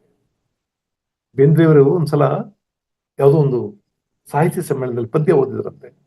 ಕುಣಿಯೋಣು ಬಾರ ಕುಣಿಯೋಣು ಬಾ, ತಾಳಕ ತಂತ್ಯಕ ರಾಗದ ಚಿಂತ್ಯಕ, ಹೆಜ್ಜಾಕ ಗೆಜ್ಜಾಕ ಕುಣಿಯೋಣು ಬಾ, ಕುಲುಕಿಸಿ ಕೈ ಮಲಕಿಸಿ ಮೈ ತಕ ತೈ ಕುಣಿಯೋಣು ಬಾ, ಅಕ್ಷೀರ ಸಾಗರದ ಆನಂದದಾಗರ ತೆರೆದರ ಕುಣಿಯೋಣು ಬಾ, 14 ಲೋಕಕ್ಕೆ ಚಿಮ್ಮಲಿ ಈ ಸುಖ ಹಿಗ್ಗಲಿ ಸಿರಿಮುಖ ಕುಣಿಯೋಣು ಬಾ. ಬೇಂದ್ರೆ ಈ ಪದ್ಯ ಹಾಡಿದ್ರೆ ಮೆಸ್ಮರೈಸ್ ಮಾಡಿದ್ರು ಜನ ಆ ಕಡೆ ಈ ಕಡೆ ಏನ್ ನಡೀತಾ ಇದೆ ಅನ್ನೋದನ್ನ ಬಿಟ್ಟು ಭಾಷೆಯಲ್ಲಿ, ಆ ಶಬ್ದಜಾಲದಲ್ಲಿ ಸೃಷ್ಟಿಯಾಗ್ತಾ ಇರುವಂತ ಈ ಮ್ಯಾಜಿಕ್ ನೋಡ್ತಾ ಕೂತಿದ್ರು. ಯಾರೋ ಒಬ್ಬ ಎದ್ದು ನಿಂತ್ಕೊಂಡು ಕೇಳಿದಂತೆ ಅವ್ರ ಪದ್ಯ ಮುಗಿದ್ಮೇಲೆ, ಬೇಂದ್ರೆಯವರೇ, ಕನ್ನಡದಾಗ ಏನ್ ಚಲೋ ಪದ್ಯ ಬರೀತಾರ್ರಿ ನೀವು, ಕನ್ನಡದಾಗ ಏನ್ ಚಲೋ ಪದ್ಯ ಬರೀತಾರ್ರಿ ನೀವು ಅಂದ್ರೆ, ಬೇಂದ್ರೆ ಹೇಳಿದ್ರಂತೆ, ಕನ್ನಡದಾಗ ನಾನ್ ಚಲೋ ಪದ್ಯ ಬರ್ದಿಲ್ಲವೇ ತಮ್ಮ, ಪದ್ಯ ಬರೆಯಾಕ ಕನ್ನಡನ ಚಲೋ ಅದ, ಪದ್ಯ ಬರೆಯಾಕ ಕನ್ನಡನ ಚಲೋ ಅದ. ಆ ಭಾಷೆಗೆ ಪದ್ಯವಾಗುವಂತ ಶಕ್ತಿ ಇದೆ, ಭಾಷೆಗೆ ಕಥೆಯಾಗುವಂತ ಶಕ್ತಿ ಇದೆ, ಭಾಷೆಗೆ ನಾಟಕವಾಗುವಂತ ಶಕ್ತಿ ಇದೆ, ಭಾಷೆಗೆ ಒಂದು ಸುಂದರವಾದ ಕಾನ್ವರ್ಸೇಷನ್, ಸಂಭಾಷಣೆಯಾಗುವಂತ ಶಕ್ತಿ ಇದೆ. ಆ ತರಹದ ಒಂದು ಬಹಳ ಶಕ್ತಿಯುತವಾದ ಭಾಷೆ ಕನ್ನಡ. ಅದರಿಂದ ಸ್ನೇಹಿತರೆ, ನಮ್ಮ ಬದುಕಿನ ಕಾರಣಕ್ಕೆ ನಾವೆಲ್ಲೆಲ್ಲಿಯೋ ಹೋಗ್ಬಹುದು, ಪ್ರಪಂಚದಾದ್ಯಂತ ಹೋಗ್ಬೋದು. ಯಾಕಂದ್ರೆ ಈಗ ಇಟ್ಸ್ ಎ ಗ್ಲೋಬಲ್ ವಿಲೇಜ್. ಪ್ರಪಂಚ ತುಂಬಾ ಚಿಕ್ಕದಾಗ್ತಾ ಇದೆ. ಸಾವಿರಾರು ಮೈಲಿಗಳ ದೂರ ಇರೋರು you can meet every day. ಪ್ರತಿದಿನ ಭೇಟಿ ಆಗ್ಬೋದು, ಪ್ರತಿದಿನ ಮಾತಾಡ್ಬೋದು, ಪ್ರತಿ ಗಂಟೆಗೆ ಮಾತಾಡ್ಬೋದು. ಅಷ್ಟು ಹತ್ರ ಆಗಿದ್ದೀವಿ ನಾವು. ಆದ್ರಿಂದ ನಮ್ಮ ಬದುಕನ್ನು ಅರ್ಸ್ಕೊಂಡು ಬೇರೊಂದು ನೆಲಕ್ಕೆ, ಬೇರೊಂದು ನಾಡಿಗೆ, ಬೇರೊಂದು ದೇಶಕ್ಕೆ ಹೋಗೋದು ತಪ್ಪೇನಲ್ಲ, ಅನಿವಾರ್ಯ ಕೂಡ ಅದು. ಆದ್ರೆ ನೀವು ಬೇರೆಲ್ಲೋ ಹೋದಾಗ ಕೂಡ ನೀವೆಲ್ಲ ಪ್ರಪಂಚದ ಶ್ರೀಮಂತವಾದದ್ದನ್ನ ನೀವು ಪಡ್ಕೊಳ್ಳೋ ಹಾಗೆ, ಜಗತ್ನಲ್ಲಿ ಯಾವ್ದು ಸುಂದರವಾಗಿದೆಯೋ, ಯಾವ್ದು ಶ್ರೀಮಂತವಾಗಿದೆಯೋ, ಯಾವುದು ಸತ್ವಯುತವಾಗಿದೆಯೋ ಅದೆಲ್ಲವನ್ನು ನಾವು ಪಡ್ಕೋತೀವಲ್ಲ, ಹಾಗೆ ನೀವು ಕನ್ನಡವನ್ನು ಪಡ್ಕೋಬೇಕು. ಯಾಕಂದ್ರೆ ಕನ್ನಡ ಭಾಷೆ ಶ್ರೀಮಂತವಾದದ್ದು, ಸತ್ವಯುತವಾದದ್ದು ಮತ್ತು ಬಹಳ ಶಕ್ತವಾದದ್ದು. ಇದರ ಆರಂಭ, ಈ ಕಲಿಕೆಯ ಆರಂಭ. ಕಲಿಯುವುದಕ್ಕೆ ಆರಂಭ ಮಾಡಿದವರೆಲ್ಲ ಅದ್ಭುತವಾದ ಕನ್ನಡ ಕಲಿದೇ ಇರಬಹುದು. ಆದ್ರೆ ಕಲಿಯುವುದಕ್ಕೆ ಹೊರಟ ಕೆಲವರಿಗಾದ್ರೂ ಆಸಕ್ತಿ ಮೂಡಿ ಈ ಭಾಷೆ ಎಷ್ಟು ದೊಡ್ಡದು ಅಂತ ಹೇಳೋದಕ್ಕಾದ್ರೆ, ನೀವೆಲ್ಲರೂ ಈ ನಾಡಿನ, ಈ ದೇಶದ, ಈ ಮಣ್ಣಿನ, ಈ ಭಾಷೆಯ ರಾಯಭಾರಿಗಳು ನೀವು. ಯಾವ ಭಾಷೆಯು ಪ್ರಪಂಚದಾದ್ಯಂತ ಹರಡಿಕೊಳ್ಳದೆ ಇರೋ ದೊಡ್ಡದಾಗಿ ಬೆಳೆಯೋದೇ ಇಲ್ಲ. ಆ ಅರ್ಥದಲ್ಲಿ ಬೇಂದ್ರೆಯವ್ರದ್ದು ಒಂದು ಸಾಲಿದೆ, ಹಾರಿಸಿ ಬಿಟ್ಟರು ತುಂಬಿಯ ದಂಡು ಮೈಯೆಲ್ಲ ಸವರಿ, ಗಂಧ ಮೈಯೆಲ್ಲ ಸವರಿ. ಈ ದುಂಬಿಗಳು ಹಾರಿ ಹೋಗುವಾಗ ಹೂವಿನ ಪರಾಗವನ್ನು ಹೊತ್ಕೊಂಡು ಹೋಗ್ತಾರೆ. ಈ ಹೂವಿನ ಪರಾಗವನ್ನ ಮೈಗೆ ಅಂಟಿಸ್ಕೊಂಡು ಹೋಗೋದ್ರಿಂದ ಇನ್ನೆಲ್ಲೋ ಇನ್ನೊಂದು ಹೂವಿನ ಮೇಲೆ ಕೂತ್ರೆ ಆ ಹೂವು ಫರ್ಟೈಲ್ ಆಗುತ್ತೆ, ಆ ಹೂವಿನ ಗರ್ಭ ಬೆಳೆಯುತ್ತೆ, ಅಲ್ಲಿ ಒಂದು ಹೀಚು, ಕಾಯಿ, ಹಣ್ಣು ಎಲ್ಲ ಆಗತ್ತೆ. ಹಾಗೆಯೇ ನೀವು ಕೂಡ ಕನ್ನಡದ ಗಂಧವನ್ನ ನಿಮ್ಮ ಮೈ ಮನಸ್ಸುಗಳಿಗೆ ಸವರ್ಕೊಂಡವರು. ನೀವು ಇಲ್ಲಿಂದ ಹೋದ್ರೆ ಕನ್ನಡಕ್ಕದೊಂದು ಗೌರವ, ಕನ್ನಡಕ್ಕದೊಂದು ಘನತೆ. ಅದರಿಂದ ನೀವು ಹೊರದೇಶಗಳಲ್ಲಿರುವವರೇ ನಿಜವಾಗಿ ಕನ್ನಡದ ರಾಯಭಾರಿಗಳು. ಹೌದು, ನಾವೆಲ್ಲರೂ ನಮ್ಮ ಬದುಕಿನ ಬಗ್ಗೆ ಆಸಕ್ತಿ ಇದೆ, ನಮ್ಮ ಸಂಪಾದನೆ ಬಗ್ಗೆ ಆಸಕ್ತಿ ಇದೆ, ನಾವು ಸುಖವಾಗಿ ಬದುಕಬೇಕು, ನಾವು ಶ್ರೀಮಂತಿಕೆಯಿಂದ ಬದುಕಬೇಕು ಅನ್ನೋ ಆಸಕ್ತಿ ಇದೆ. ಆದ್ರೆ ಅದಷ್ಟೇ ಆದ್ರೆ ಮನುಷ್ಯ ಪರಿಪೂರ್ಣನಾಗೋದಿಲ್ಲ, ಮನುಷ್ಯ ಅದ್ಭುತ ಅಂತ ಆಗೋದಿಲ್ಲ. ಆಮೇಲೆ ಅಮೆರಿಕಾದಲ್ಲಿ ಬೆಳೆಯುವಂಥವರಿಗೆ, ಕೆನಡಾದಲ್ಲಿ ಬೆಳೆಯುವಂಥವ್ರಿಗೆ, ಯುರೋಪ್ನಲ್ಲಿ, ಇಂಗ್ಲೆಂಡಲ್ಲಿ ಬೆಳೆಯುವಂಥವರಿಗೆ ಒಂದು ಅವಕಾಶ ಇದೆ. ಏನು ಅಂದ್ರೆ to take the best of two cultures. ಕನ್ನಡದೊಂದು ಸಂಸ್ಕೃತಿ ಇದೆ ನಿಮ್ಮ ಬೆನ್ನಿಗೆ, ನಿಮ್ಮ ಪೇರೆಂಟ್ಸ್ ಕನ್ನಡದವರು. ನೀವು ಇಂಗ್ಲೆಂಡಿನಲ್ಲೋ, ಅಮೆರಿಕಾದಲ್ಲೋ, ರಷ್ಯಾದಲ್ಲೋ, ಫ್ರಾನ್ಸ್ ಅಲ್ಲೋ, ಇಟಲಿಯಲ್ಲೋ, ಎಲ್ಲೋ, ಜರ್ಮನಿಯಲ್ಲೋ, ಇಂಗ್ಲೆಂಡ್ನಲ್ಲೋ, ಸ್ಕಾಟ್ಲೆಂಡ್ ಎಲ್ಲೋ ಬದುಕ್ತಾ ಇದ್ದೀರಿ. ಅಲ್ಲಿಯದು ಒಂದು ಸಂಸ್ಕೃತಿ ಇದೆ. ಸಂಸ್ಕೃತಿ ಅಂದ್ರೆ ಇಂಗ್ಲಿಷ್ನಲ್ಲಿ ಬಹಳ ಚೆನ್ನಾಗಿ ಹೇಳ್ತಾರೆ, pursuit of perfection. Any human being should keep on trying to become perfect. Pursuit of perfection. But humans cannot become perfect at all. ಸಾಧ್ಯ ಇಲ್ಲ. ಆದ್ರೆ ನಮ್ಮ ನಮ್ಮ ನಮ್ಮ ಪ್ರಯಾಣ, ನಮ್ಮ ಟ್ರಾವೆಲ್ ಆ ಕಡೆಗೆ ಇರಬೇಕು. ನಾವು ಪರ್ಫೆಕ್ಟ್ ಆಗ್ಬೇಕು. ನೆನ್ನೆಗಿಂತ ಇವತ್ತು, ಇವತ್ತಿಗಿಂತ ನಾಳೆ, ನಾಳೆಗಿಂತ ನಾಡಿದ್ದು ಚಂದ ಕಾಣಿಸ್ಬೇಕು, ನಾವು ಚೆನ್ನಾಗಿ ಆಗ್ಬೇಕು. ಅದು ಕಲ್ಚರ್. ಮ್ಯಾಥ್ಯೂ ಆರ್ನಾಲ್ಡ್ ಹೇಳಿದ ಮಾತು ಬಹಳ ಸುಂದರವಾದ ಮಾತು. ವಾಟ್ ಈಸ್ ಕಲ್ಚರ್ ಅಂದ್ರೆ ಅವನು ಎಷ್ಟು ಚೆನ್ನಾಗಿ ಹೇಳ್ತಾನೆ, the noble aspiration to leave the world better and happier than we found it. ಈ ಜಗತ್ತಿಗೆ ನಾವು ಬಂದಾಗ ಈ ಜಗತ್ತು ಹೇಗಿತ್ತೋ, ಈ ಜಗತ್ತನ್ನ ನಾವು ಬಿಟ್ಟು ಹೋಗುವಾಗ ಅದಕ್ಕಿಂತ ಈ ಜಗತ್ತನ್ನ ಸುಂದರವಾದ ಮತ್ತು ಸುಸ್ಥಿತಿಯ ಸಮಾಜವನ್ನಾಗಿ ಮಾಡಿಟ್ಟು ಹೋದ್ರೆ ಅದನ್ನ ಕಲ್ಚರ್ ಅಂತ ಕರೀತಾರೆ. ಮಾಡಿಟ್ಟು ಹೋಗ್ಬೇಕು ಅನ್ನೋ ಮನುಷ್ಯನ ಆಕಾಂಕ್ಷೆ ಇದೆಯಲ್ಲ, ಅದನ್ನ ಕಲ್ಚರ್ ಅಂತ ಕರೀತಾರೆ. ನೀವು ಹುಟ್ಟಿದಾಗ ನಿಮ್ಮ ಮನೆ, ನಿಮ್ಮ ಊರು ಹೇಗಿತ್ತೋ, ನೀವು ಬೆಳೆದ ಮೇಲೆ ಅದು ಹಾಗೆ ಉಳಿಬಾರ್ದು. ನಿಮ್ಮಿಂದಾಗಿ ಆದ್ರೂ ಅದು ಬೆಟರ್ ಆಗ್ಬೇಕು. ಅಥವಾ ನಮ್ಮ ಎಷ್ಟು ಜನ ಬದುಕ್ತಿದೀವೋ ಅವರು ನಮ್ಮ ಊರುಗಳನ್ನ ಚಂದ ಮಾಡ್ಬೇಕು ಅಂತ ಪ್ರಯತ್ನ ಪಡ್ತೀವಿ, ನಮ್ಮ ಮನೆ ಚಂದ ಮಾಡ್ಬೇಕು ಅಂತ ಪ್ರಯತ್ನ ಪಡ್ತೀವಿ, ನಾವು ಚೆನ್ನಾಗಾಗ್ಬೇಕು ಅಂತ ಪ್ರಯತ್ನ ಪಡ್ತೀವಿ. ಇದೊಂದು ಅಪೇಕ್ಷೆ ಇದೆಯಲ್ಲ, this aspiration is called culture. So ಅದರಿಂದ ಕನ್ನಡಕ್ಕೂ ಒಂದು ಕಲ್ಚರ್ ಇದೆ, ಕನ್ನಡ ಕಲ್ಚರ್ ಅಂತ ಇದೆ. ಆ ಕನ್ನಡ ಕಲ್ಚರ್ ಅತ್ಯಂತ ಶ್ರೀಮಂತವಾದದ್ದು, ಅತ್ಯಂತ ಧೀಮಂತವಾದದ್ದು, ಅತ್ಯಂತ ಸ್ವಚ್ಛವಾದದ್ದು, ನಿರ್ಮಲವಾದದ್ದು, ಸೊಗಸಾದದ್ದು.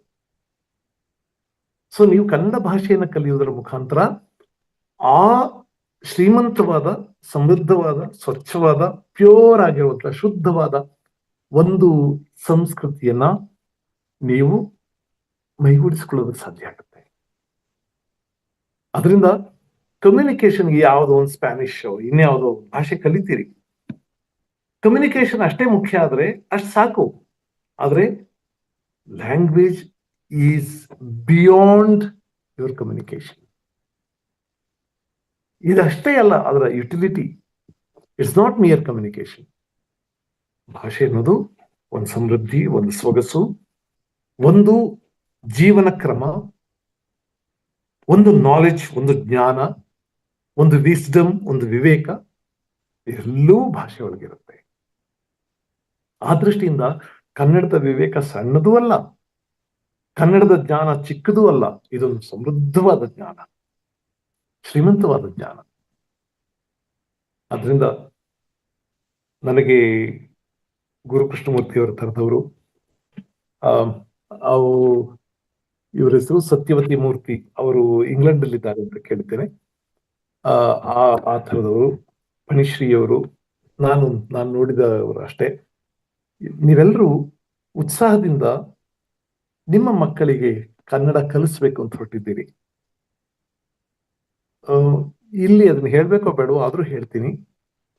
ನಿಮ್ಮ ಮಕ್ಕಳಿಗೆ ಕನ್ನಡವನ್ನು ಕಲಿಸುವುದರ ಮುಖಾಂತರ ಅವರನ್ನ ನೀವು ಇನ್ನಷ್ಟು ನಿಮ್ಮ ಹೃದಯದ ಹತ್ತಿರಕ್ಕೆ ಎಳ್ಕೊಳ್ಳೋದಕ್ಕೆ ಸಾಧ್ಯ ಆಗುತ್ತೆ, ನಿಮ್ಮ ಮನಸ್ಸಿನ ಹತ್ತಿರಕ್ಕೆ ಎಳ್ಕೊಳ್ಳೋದಕ್ಕೆ ಸಾಧ್ಯ ಆಗುತ್ತೆ. ನೀವು ಕನ್ನಡದವರು, ನಿಮ್ಮ ಭಾಷೆ ಮಾತ್ರ ಅಲ್ಲ, ನಿಮ್ಮ ಭಾವ ಕೂಡ ಕನ್ನಡ, ನಿಮ್ಮ ಅಭಿಪ್ರಾಯಗಳ ಕನ್ನಡ, ನಿಮ್ಮ ಆಚಾರಗಳ ಕನ್ನಡ, ನಿಮ್ಮ ವಿಚಾರಗಳ ಕನ್ನಡ, ನಿಮ್ಮ ಚಿಂತನೆಗಳ ಕನ್ನಡ. ಈ ಭಾಷೆಯ ಸಂಪರ್ಕ ಇಲ್ಲದೆ ನಮ್ಮ ಮಕ್ಕಳು ಬೇರೆ ಭಾಷೆಯ ಚಿಂತನೆ, ಬೇರೆ ಭಾಷೆಯ ಆಲೋಚನೆ, ಬೇರೆ ಭಾಷೆಯ ಸಂಸ್ಕೃತಿ ಇದಷ್ಟೇ ಅಂತ ಅಂದ್ಕೊಬಿಟ್ರೆ ಯಾಕೋ ಏನೋ ನಮಗ್ ಹತ್ರ ಇಲ್ಲ ಇವರು ಅಂತ ಅನ್ಸಕ್ ಶುರು ಆಗುತ್ತೆ. ಅವರಿಗೆ ಕನ್ನಡವನ್ನ ಕಲಿಸೋದ್ರ ಮುಖಾಂತರ ನೀವು ಕನ್ನಡ ಭಾಷೆಯನ್ನ ಮಾತ್ರ ಕಲಿಸೋದಿಲ್ಲ, ಕನ್ನಡದ ಬದುಕನ್ನು ಒಂದಿಷ್ಟು ಕಲಿಸ್ತೀರಿ. ಆಗ ಕನ್ನಡಿಗರಾದ ನಮ್ಗೆ ನಮ್ಮ ಮಕ್ಕಳಿಗೆ ನಾವು ಹೆಚ್ಚು ಆಪ್ತವಾಗ್ತೀವಿ, ಹೆಚ್ಚು ಹತ್ರವಾಗ್ತೀವಿ. ಅದರಿಂದ you have got an opportunity and commendable thing, you have created an opportunity for yourselves. You are giving your time, you are giving your energy, ಎಲ್ಲವನ್ನೂ ಯೋಚನೆ ಮಾಡಿ, and you are giving your talent, ಇದೆಲ್ಲವನ್ನೂ ಯೋಚನೆ ಮಾಡಿ ಮಕ್ಕಳಿಗೆ ಕನ್ನಡ ಕಲಿಸ್ತಿದ್ದೀರಿ. ಅದಕ್ಕೆ ಬೇಕಾದಂತ ಒಂದು ಕರಿಕ್ಯುಲಮ್ ಅನ್ನ, ಟೆಕ್ಸ್ಟ್ ಅನ್ನ ಗುರುಕೃಷ್ಣಮೂರ್ತಿಯವರಂತ ಆಸಕ್ತರು ಮತ್ತು ನಿಜವಾದ ಕಾಳಜಿ ಇರೋರು ತಯಾರು ಮಾಡಿದ್ದಾರೆ. ಈ ಟೆಕ್ಸ್ಟ್ ಒಂದು ಫೈನಲ್ ಅಲ್ಲ, ನಿಮ್ಮ ಅಗತ್ಯಗಳಿಗೆ ಅನುಗುಣವಾಗಿ ಅದು ಬರ್ತಾ ಬರ್ತಾ ಬರ್ತಾ ಬರ್ತಾ ಇವಾಲ್ವ್ ಆಗ್ತಾ ಹೋಗ್ಬೇಕಾಗುತ್ತೆ. ಬರ್ತಾ ಬರ್ತಾ ಬರ್ತಾ ಬರ್ತಾ ಅದು ಇನ್ನಷ್ಟು ಚಂದವಾಗುತ್ತೆ, ಪರ್ಫೆಕ್ಟ್ ಆಗುತ್ತೆ. ಒಂದೇ ದಿನಕ್ಕೆ ಒಬ್ಬರೇ ಒಂದು ಒಳ್ಳೆ ಟೆಕ್ಸ್ಟ್ ಪ್ರಿಪೇರ್ ಮಾಡೋದಿಲ್ಲ, ಅದು ನಿರಂತರವಾಗಿ ರೂಪುಗೊಳ್ಬೇಕಾದದ್ದು. ಸೊ ಅದರಿಂದ ನನಗೆ ವೈಯಕ್ತಿಕವಾಗಿ ತುಂಬಾ ಸಂತೋಷ ಆಗಿದೆ. ನಾನು ಮಾತಾಡಿದ ಮಾತುಗಳು ನೀವು ನನ್ನ ಎದುರಿಗಿಲ್ಲದೆ ಇರೋದ್ರಿಂದ I have not been able to read your response. ನನ್ನ ಎದುರಿಗಿದ್ದವರು ಅವ್ರ ಮುಖಗಳು ನೋಡಿದ್ರೆ ಅವ್ರ ಮುಖದಲ್ಲಿ ಹುಟ್ಟುವಂತ ಪ್ರಶ್ನೆಗಳೇನು, ಅವರು ಎಲ್ಲಿ ಸಂತೋಷ ಪಡ್ತಿದ್ದಾರೆ, ಯಾವ್ದು ಅನಗತ್ಯವಾಗಿತ್ತು ಅನ್ನೋದನ್ನ ಅವ್ರ ಮುಖ ನೋಡಿದ್ರೆ I can certainly read it. But ನಾವು ಆನ್ಲೈನ್ ನಲ್ಲಿ ಮಾತಾಡ್ತಿರೋದ್ರಿಂದ ನಿಮ್ಮೆಲ್ಲರಿಗೂ ನನ್ನ ಮಾತುಗಳಲ್ಲಿ ಒಂದಷ್ಟಂಶವಾದರೂ ಇಷ್ಟವಾಗಿದ್ದಿರಬಹುದು ಮತ್ತು ಒಪ್ಪಿಗೆ ಆಗಿರಬಹುದು ಅಂತ ಭಾವಿಸ್ತಾ, ನನಗೆ ಈ ಗೌರವವನ್ನು ಕೊಟ್ಟಿದ್ದಕ್ಕಾಗಿ ಗುರುಕೃಷ್ಣಮೂರ್ತಿಯವರಿಗೆ ಮತ್ತು ಇಲ್ಲಿ ಭಾಗವಹಿಸಿರುವ ಎಲ್ಲರಿಗೂ ನಾನು ಅತ್ಯಂತ ಪ್ರೀತಿಯಿಂದ ನಮಸ್ಕಾರಗಳನ್ನ ಹೇಳಿ ನಾನು ವಿರಮಿಸ್ತೇನೆ. ಎಲ್ಲರಿಗೂ ನಮಸ್ಕಾರ. ನಮ್ಮ ಕಾರ್ಯಕ್ರಮವನ್ನ ಮುಂದುವರಿಸ್ತಾ ನಾವು ಸತ್ಯವತಿ ಮೂರ್ತಿಯವರು, ಅವರು ಸಹ ಅವ್ರನ್ನ ನಮ್ಮ ಗುರುಕುಲದ ಅಧ್ಯಾಪಕಿಯವರು. ಅವ್ರ ಬಗ್ಗೆ ಹೆಚ್ಚಾಗಿ ನಾನು ಏನು ಹೇಳ್ಬೇಕಾಗಿಲ್ಲ, ಇಲ್ಲಿರೋ ಮಕ್ಕಳಿಗೆಲ್ಲ ಗೊತ್ತು. ಅವರು ತಾಳ್ಮೆ ಮತ್ತು ಪ್ರೀತಿಯಿಂದ ಕನ್ನಡವನ್ನ ಮಕ್ಕಳಿಗೆ ಕಲಿಸ್ಕೊಡ್ತಾ ಇದ್ದಾರೆ.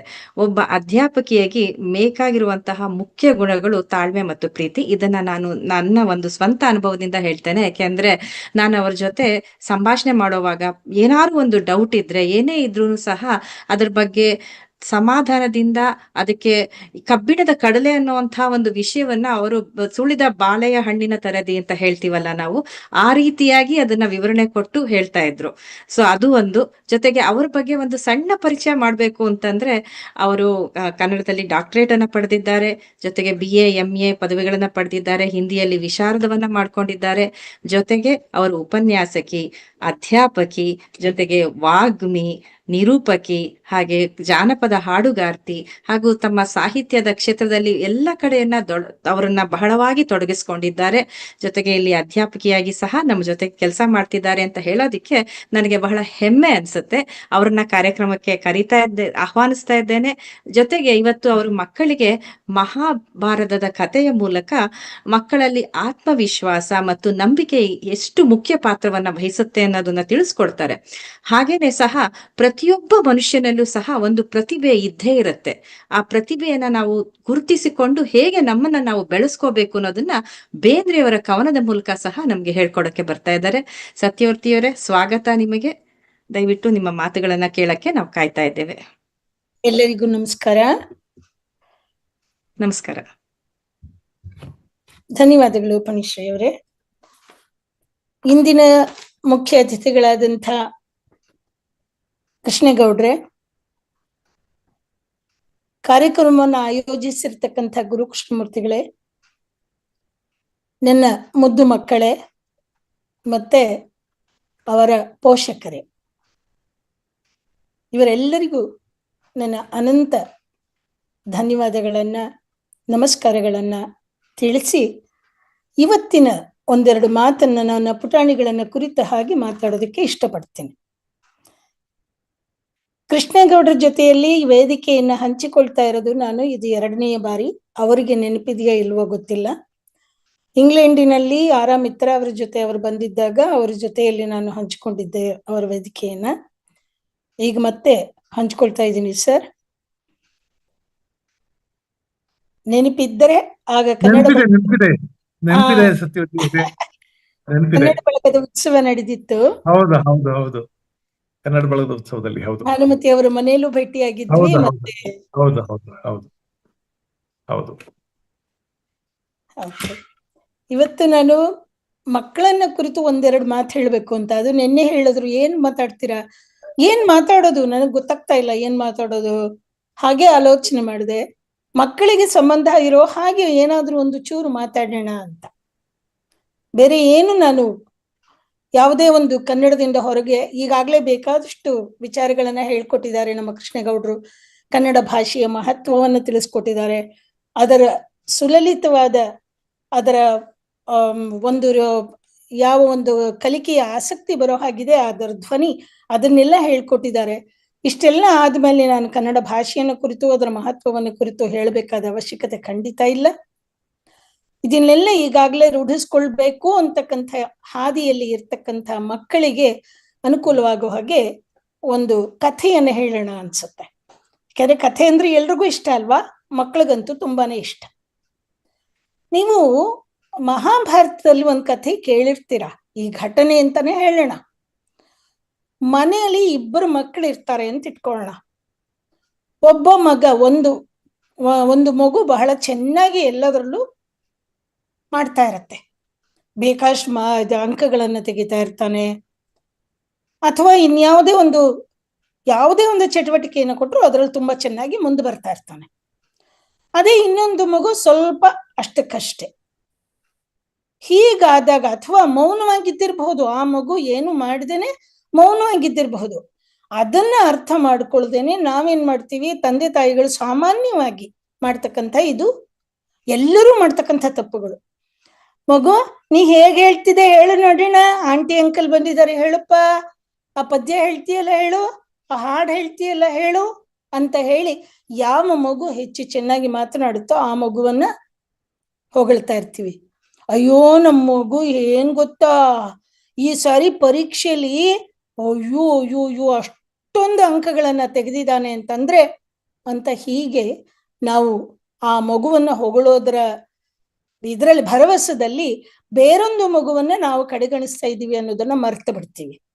ಹಾಗಾದಾಗ ಆ ಮಗುಗೆ ಹೇಗಾಗಬಹುದು, 2 ಮಕ್ಕಳಿರ್ತಕ್ಕಂಥ ತಂದೆ ತಾಯಿಗಳಿಗೆ ಅಥವಾ ಆ 2 ಮಕ್ಕಳಿಗೆ ಎಲ್ರಿಗೂ ಗೊತ್ತಿರುತ್ತೆ ಈ ವಿಚಾರ, ಪ್ರತಿನಿತ್ಯದಲ್ಲಿ ನಡೀತಕ್ಕಂಥದ್ದು ಇದು. ಸಾಮಾನ್ಯವಾಗಿ ಆ ಮಗುಗೆ ಏನನ್ಸುತ್ತೆ, ಅಯ್ಯ ಏನಿದು, ಒಬ್ಬರ ಕೈಲಿ ಸರಿ ಇನ್ನೊಬ್ರ ಕೈಲಿ ಸರಿ, ಏನ್ ಬಂದವ್ರ ಎದುರಿಗೆಲ್ಲ ಅವನನ್ನು ಹೊಗಳಬೇಕು ಅಂತಂದ್ರೆ ಏನ್ ಅಷ್ಟೊಂದು ಮಾಡಿರ್ತಾನ, ಅಷ್ಟೆಲ್ಲ ಇದ್ರೆ ನಾನ್ ಮಾಡಕ್ಕಾಗಲ್ವೇ ಅಂತಕ್ಕಂಥ ಒಂದು ಛಲ ಬರುತ್ತೆ. ಹಾಗೆ ನಮ್ಮ ಮಹಾಭಾರತದಲ್ಲಿ ಅರ್ಜುನ ಮತ್ತೆ ಭೀಮ. ಅರ್ಜುನ ಪಾಶುಪತಾಸ್ತ್ರ ಅಂತಕ್ಕಂಥ ಒಂದು ಬಾಣವನ್ನ ತೆಗೆದುಕೊಂಡು ಬರೋದಿಕ್ಕೆ ಅವನು ಹೋಗಿ ಈಶ್ವರನನ್ನ ಪ್ರತ್ಯಕ್ಷ ಮಾಡಿಸ್ಕೊಂಡು ಅವನ ಕೈಲಿ ಹೋರಾಡಿ ಆಮೇಲೆ ಒಂದು ಬಾಣವನ್ನ ತೆಗೆದುಕೊಂಡು ಬಂದ. ಅದಕ್ಕಾಗಿ ತಪಸ್ ಮಾಡ್ದ, ಬೇಕಾದಷ್ಟು ಸಮಯವನ್ನ ವ್ಯರ್ಥ ಮಾಡ್ದ, ಅದಕ್ಕಾಗಿ ಎಲ್ಲ ಮಾಡ್ಕೊಂಡ. ಕೊನೆಗೆ ಪ್ರತಿಫಲ ತುಂಬಾ ಚೆನ್ನಾಗಾಯ್ತು, ಒಂದು ಬಾಣವನ್ನ ತಗೊಂಡು ಬಂದ. ಅವನು ಬಾಣನ ಅದನ್ನ ಪಾಶುಪತಾಸ್ತ್ರ ತಗೊಂಡು ಬಂದಿದ್ದು ಎಲ್ಲರಿಗೂ ಏನು ಸಂತೋಷ, ಧರ್ಮರಾಯನಿಗಂತೂ ಬಲೇ ಸಂತೋಷ. ಅಯ್ಯೋ ನಮ್ಮ ಅರ್ಜುನ ನೋಡಿದ್ರ ಅವನು ಈಶ್ವರನನ್ನ ಮೆಚ್ಚಿಸ್ಬಿಟ್ಟ, ಅವನ್ ಪಾಶುಪತಾಸ್ತ್ರ ತಗೊಂಡ್ಬಂದ್ಬಿಟ್ಟ. ಅಯ್ಯೋ ನಮ್ಮ ಅರ್ಜುನನ್ನ ನೋಡಿದ್ರೆ ಎಲ್ರ ಕೈಲೂ, ಬಂದವ್ರ ಕೈಲೆಲ್ಲ ಬರೀ ಅರ್ಜುನನ್ನೇ ಹೊಗಳ್ತಾ ಇದ್ದಾನೆ. ಪಕ್ಕದಲ್ಲೇ ಇದ್ದ ಭೀಮ ನೋಡ್ತಾನೆ, ಇದು ಏನಿದು, ಏನು ಒಂದು ಮಿತಿ ಬೇಡವಾ ಹೊಗಳೋದಿಕ್ಕೆ, ಬರೀ ಅದನ್ನೇ ಹೇಳ್ಕೊಂಡೇ ಇರೋದ, ನಮ್ಮ ಅರ್ಜುನನ್ ನೋಡಿ, ನಮ್ಮ ಅರ್ಜುನನ್ ನೋಡಿ. ಏನ್ ಮಹಾ ಮಾಡಬಾರ್ದೇ ಮಾಡಿರೋದವನು? ಒಂದು ಇಷ್ಟುದ್ದ ಕಡ್ಡಿ ತಗೊಂಡು ಬರೋದಿಕ್ಕೆ ಇಲ್ಲಿಂದ ಹಿಮಾಲಯ ಪರ್ವತಕ್ಕೆ ಹೋಗಿ ಅಲ್ಲಿ ತಪಸ್ಸು ಮಾಡಿ, ಈಶ್ವರ ಬಂದು ಮಾರುವೇಷದಲ್ಲಿ ಬಂದಾಗ ಅವನ ಜೊತೆಯಲ್ಲಿ ಯುದ್ಧ ಮಾಡಿ ಸೋತು ಕಡೆಗೆ ಅವನ ಆಶೀರ್ವಾದವನ್ನ ಪಡೆದುಕೊಂಡು ಆ ಕಡ್ಡಿ ಒಂದನ್ನು ತಗೊಂಡು ಬಂದ. ಈಶ್ವರನನ್ನು ನೋಡ್ಬಿಟ್ಟು ಮಾತ್ರಕ್ಕೆ ಇವನ್ ದೊಡ್ಡದನ್ನ, ಅದಕ್ಕೆ ಎಷ್ಟು ಕಷ್ಟ ಪಟ್ಕೊಂಡು ಹೋದ ಅಲ್ಲ ಕಣಯ್ಯ. ಈಶ್ವರನನ್ನು ನೋಡ್ಬೇಕಾದ್ರೆ ಅಲ್ಲಿ ತನಕ ಹೋಗ್ಬೇಕಾ? ಇಲ್ಲಿ ನನ್ ಮುಂದೆ ಇದಕ್ಕಾಗಲ್ವಾ? ಬರಲ್ವಾ ಅವನು? ಧರ್ಮರಾಯ ಕಣ್ಬಿಟ್ಟ. ಏನ್ ಭೀಮ ಈ ತರ ಮಾತಾಡ್ತಾ ಇದೀಯ ನೀನು? ಈಶ್ವರ ನೀನ್ ಕರೆದ ತಕ್ಷಣ ಇಲ್ಲಿಗೆ ಬಂದ್ಬಿಡ್ತಾನ? ನಿನ್ನಲ್ಲಿ ನಂಬಿಕೆ ಇರಬೇಕು, ಆತ್ಮನಂಬಿಕೆ ಇರಬೇಕು, ಆತ್ಮ ಶ್ರದ್ಧೆ ಇರಬೇಕು. ನಾನು ಮಾಡ್ತಕ್ಕಂತಹ ಕೆಲಸದಲ್ಲಿ ನನಗೆ ಪ್ರತಿಫಲ ಖಂಡಿತವಾಗಿಯೂ ಸಿಕ್ಕೇ ಸಿಗತ್ತೆ. ನಾನ್ ಮಾಡ್ತಾ ಇರೋದು ಸರಿ, ನಾನು ನಿರೀಕ್ಷಿತ ಉತ್ತರವನ್ನ, ನಿರೀಕ್ಷಿತ ಪ್ರತಿಫಲವನ್ನ ಪಡಿತೀನಿ ಅಂತಕ್ಕಂಥ ಆತ್ಮ ನಂಬಿಕೆ ನಿಮ್ಮಲ್ಲಿ ಬಂದಾಗ ಅದು ಖಂಡಿತ ಕೆಲಸ ಮಾಡುತ್ತೆ ಅಂದ. ಅಯ್ಯ ಅದೆಲ್ಲ ನಾನ್ ನಂಬಲ್ಲಪ್ಪ, ನೀನ್ ಏನ್ ಬೇಕಾದ್ರೂ ಹೇಳ್ಕ, ಈಶ್ವರ ಇಲ್ಲೆಲ್ಲಿಗೆ ಬರ್ತಾನೆ? ಯಾಕೆ? ನೀವೆಲ್ಲ ಇವಾಗ ನೋಡ್ಬೇಕೇನು? ನೀವ್ ನೋಡ್ಲೇಬೇಕು ಅಂದ್ರೆ ನಾನು ಎಲ್ರ ಮುಂದೆನೂ ಈಶ್ವರನ ಇಲ್ಲಿ ಕರೆಸ್ತೀನಿ, ನಾನು ನೋಡವ್ರಂತೆ. ಹೌದಾ, ಕರೆಸ್ಬಿಡ್ತೀಯ ಈಶ್ವರನ? ಅಷ್ಟು ಸುಲಭನ? ನೀನ್ ನೋಡು, ಆಗತ್ತಾ ಇಲ್ವಾ? ಧರ್ಮರಾಯನಿಗೆ ಸ್ವಲ್ಪ ಕಿಟ್ಲೆ ಮಾಡೋಣ ಅನ್ನಿಸ್ತು. ಸರಿ, ಹಾಗಾದ್ರೆ ಕರ್ಸಪ್ಪ, ನೋಡೋಣ, ಎಲ್ರು ನೋಡೋಣ. ಬಂದ್ರೆ ಎಲ್ರು ಇಲ್ಲಿ ಸುತ್ತಮುತ್ತ ನಿಂತ್ಕೊಳ್ಳಿ, ಇಲ್ಲೇ ನೋಡೋಣ, ಕರ್ಸ್ಬಿಡ್ಲಿ, ನೋಡ್ಬಿಡೋಣ. ಭೀಮ ಕರೆಸ್ತಾನಂತೆ. ಭೀಮ ಅದನ್ನ ಗಂಭೀರವಾಗಿ ತಗೊಂಡ. ಹೌದಾ, ನಿಜವಾಗ್ಲೂ ತಗೊಳ್ತೀನಿ, ನಿಜವಾಗ್ಲೂ ನೋಡ್ತೀರಾ? ಸರಿ, ಹಾಗಾದ್ರೆ ಸ್ವಲ್ಪ ಎಲ್ಲ ದೂರವಾಗಿ ನಿಂತ್ಕೊಳ್ಳಿ, ಒಂದು ಇದ್ರಲ್ಲಿ ವೃತ್ತಾಕಾರದಲ್ಲಿ ನಿಂತ್ಕೊಳ್ಳಿ, ದೂರ ನಿಂತ್ಕೊಳ್ಳಿ. ಎಲ್ರು ನಿಂತ್ಕೊಂಡ್ರು. ಭೀಮ ತನ್ನ ಗದೆಯನ್ನ ತಗೊಂಡ, ಅದನ್ನ ತಗೊಂಡು ತಿರುಗಿಸಿ ಎಷ್ಟು ಮೇಲಕ್ಕೆ ಬಿಟ್ಟ ಅದನ್ನ ಅಂದ್ರೆ ಆಕಾಶದಲ್ಲಿ ಎಲ್ಲಿಗೋ ಹೋಯ್ತದು. ಅದಕ್ಕೆ ಎದೆ ಒಡ್ಡಿ ನಿಂತುಬಿಟ್ಟ. ಅಪ್ಪ ಈಶ್ವರ, ನಾನು ನಂಬಿದ್ದೀನಿ ನೀನಿದೀಯಾ ಅಂತ, ನೀನು ಬರ್ತೀಯ, ನೀನು ಕಾಪಾಡ್ತೀಯ ನನ್ನನ್ನ ಅಂತ ನಾನು ನಂಬಿದ್ದೀನಿ. ನೀನು ಬಂದು ಬೇಕಾದ್ರೆ ಕಾಪಾಡು, ಇಲ್ದೆ ಹೋದ್ರೆ ಈ ಜೀವ ಹೋಗ್ಲಿ, ಪರವಾಗಿಲ್ಲ ಅಂದ ಎದೆ ಒಡ್ಡಿ ನಿಂತುಬಿಟ್ಟ. ಈಗ ಧರ್ಮರಾಯನಿಗೆ ಪೀಕ್ಲಾಟ ಹತ್ಕೊಳ್ತು. ಅಯ್ಯಯ್ಯೋ, ಎಲ್ಲ ಏನಪ್ಪ ಮಾಡಿದೆ ಭೀಮಾ? ದಮ್ಮಯ್ಯ ಕಣಯ್ಯ, ಬಾರಯ್ಯ, ಬೇಡಪ್ಪ, ಇವನೇನಾದ್ರು ಸತ್ತೋಗ್ಬಿಟ್ರೆ ಇನ್ನು ಕೌರವನನ್ನು ಕೊಲ್ಲೋರು ಯಾರು? ಅದು ಅವನ ಚಿಂತೆ. ಅಯ್ಯೋ ಬೇಡಪ್ಪ, ಬಂದ್ಬಿಡಪ್ಪ ಭೀಮಾ, ಬಂದ್ಬಿಡಪ್ಪ, ಈ ಕಡೆ ಬಂದ್ಬಿಡಪ್ಪ. ಎಷ್ಟು ಹೇಳಿದ್ರು ಇಲ್ಲ, ಅವನು ಕದಲ್ತಾನೆ ಇಲ್ಲ, ಕೇಳಿಸ್ತಾನೂ ಇಲ್ಲ ಇವ್ರ ಮಾತುಗಳು. ನಿಂತ್ಕೊಂಡ ಅವನು, ಕರೀತಾ ಇದ್ದಾನೆ ಇವನು ಒಂದೇ ಸಮ, ಧರ್ಮರಾಯ, ದಮ್ಮಯ್ಯ ಬಂದ್ಬಿಡಪ್ಪ, ದಮ್ಮಯ್ಯ. ಅಯ್ಯೋ ಬಂದ್ಬಿಡ್ತು ಕಣೋ, ಗದೆ ಬಂದ್ಬಿಡ್ತು, ಬಂತು, ಬರ್ತಾ ಇದೆ, ಮೇಲ್ ಬಿದ್ದು ಬಿಡುತ್ತೆ, ಬಾಪ್ಪ. ಅಲ್ಲಿಗಾಡ್ಲಿಲ್ಲ ಇವನು, ನಿಂತೇ ಇದ್ದಾನೆ. ಅಯ್ಯೋ ಇಗೋ ಬಂತು ಗದೆ ಬಂತು, ಮೇಲ್ ಬಿದ್ದೇ ಬಿಡುತ್ತೆ, ಇನ್ನೇನ್? ಅಯ್ಯೋ ಬಂತಪ್ಪ.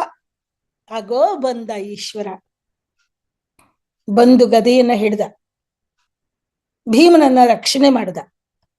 ಇಲ್ಲಿ ನಾವು ಕಲಿಬೇಕಾದ್ದು ಈಶ್ವರನ ಪ್ರತ್ಯಕ್ಷವನ್ನಲ್ಲ, ನಾವು ಇಟ್ಟ ಗುರಿಯನ್ನ ಸಾಧಿಸಬೇಕಾದ್ರೆ, ನಾವು ಇಟ್ಟ ಗುರಿಯನ್ನ ತಲುಪಬೇಕಾದ್ರೆ ಎಲ್ಲದಕ್ಕಿಂತ ಮುಖ್ಯವಾಗಿ ನಮಗೆ ಬೇಕಾಗಿರ್ತಕ್ಕಂಥದ್ದು ಆತ್ಮನಂಬಿಕೆ, ಆತ್ಮಶ್ರದ್ಧೆ.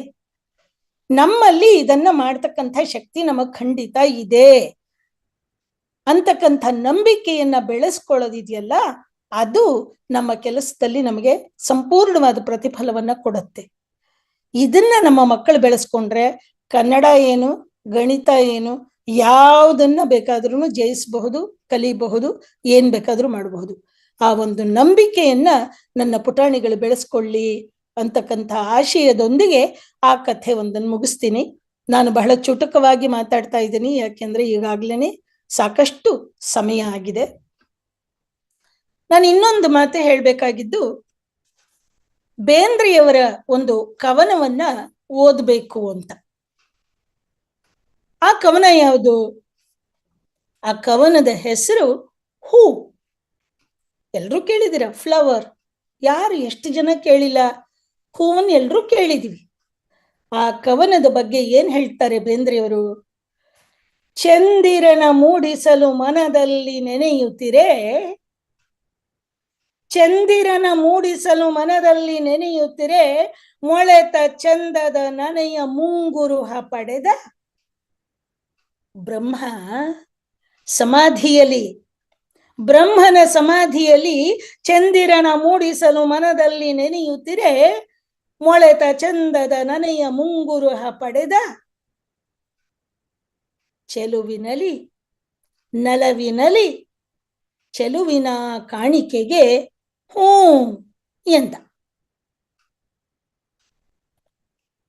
ಆ ಚೆಲುವನ್, ಆ ಒಲವನ್, ಆ ನಲಿವನ್ ಎಲ್ಲೆಲ್ಲೂ ಕಣ್ಣಾರೆ ಮನವಾರೆ ಕಾಣಲೆಂದು ಹೊರ ಹಡೆದ ಹೂ ಎಂಬ ಮನದುಸಿರೆ, ನೆಲದ ಬಸಿರಲಿ ಮೊಳೆದು ಮಣ್ಣಿನ ಮಾಸದಲ್ಲಿ ಮಾಸದಲೆ ಬಳೆದು, ತಂಗಾಳಿಯೊಡ ಬಂದ ಮುಂಗಾರ ಮಳೆ ಗೆದ್ದು, ಗಿಡ ಬಳ್ಳಿಗಳ ಕೊನೆಗೆ ರೂಪವನ್ನು ತಳೆದು, ನನೆಯಾಗಿ ಮೊನೆಯಾಗಿ ಮುಗುಳಾಗಿ ಅರಳಾಗಿ ಫು ಎಂದು ಬಿಟ್ಟ ಉಸಿರೆ ತಾನೇ ಪೆಸರಾಯಿತು.